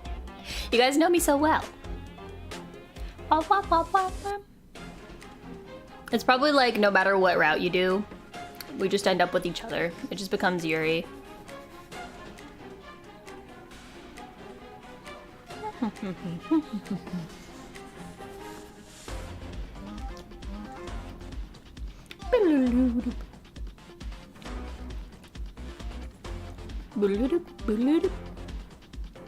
bam bam bam bam bam bam. If you're asking about the MC's moans, it's like his idle animation. If you leave him standing there for too long, he just starts moaning. He's like, yeah. And I'm like, stop. But anyways, I figured I should do some push-ups, so. Beep. Whoa, whoa, whoa. Why is my push-ups down there? Get back where you're supposed to go.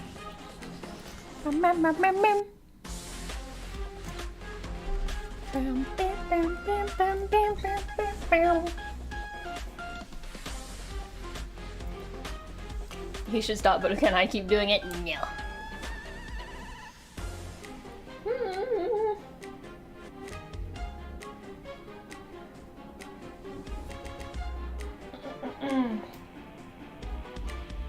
All right, push-up time.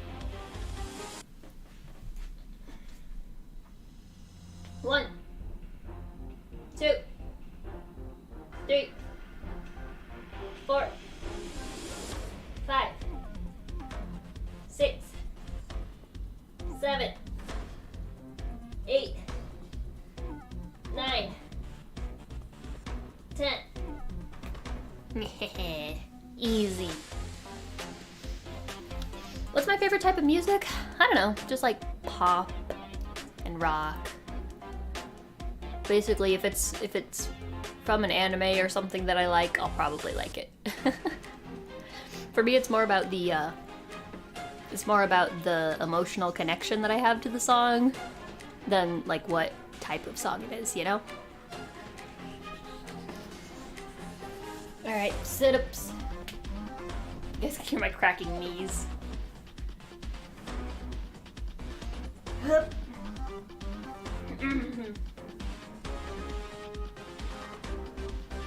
1, 2,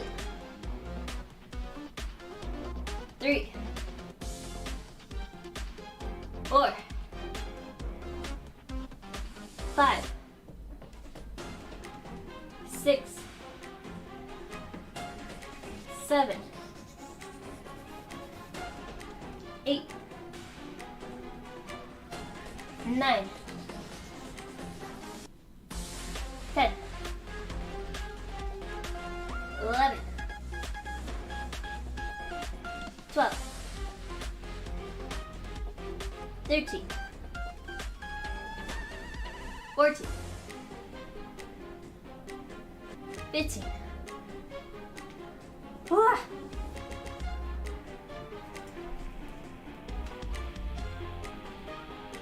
Easy peasy peasy. And some squats, of course.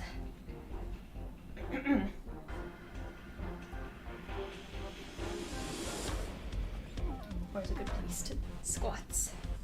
Here? Here good? Here sounds good. 1, 2, 3, 4, 5, 6, 7, 8, 9, 10, 11, 12, 13, 14, 15, 16, 17, 18, 19, 20. Hey.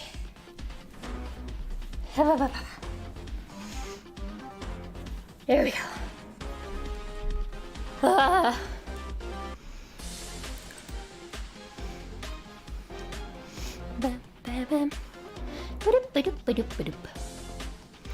Let's find somebody to raid, shall we? Wow, wow. Na na na na na. Mmm. Na na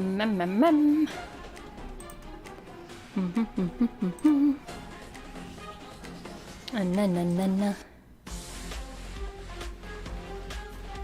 Thank you. I am buff. Bam, bam, bam, bam, bam, bam.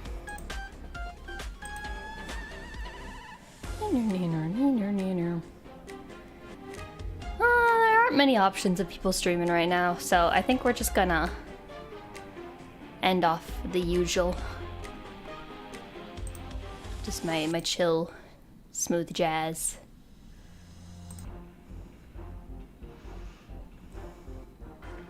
Someone to conquer. It's not quite the purpose, but you know, it could be.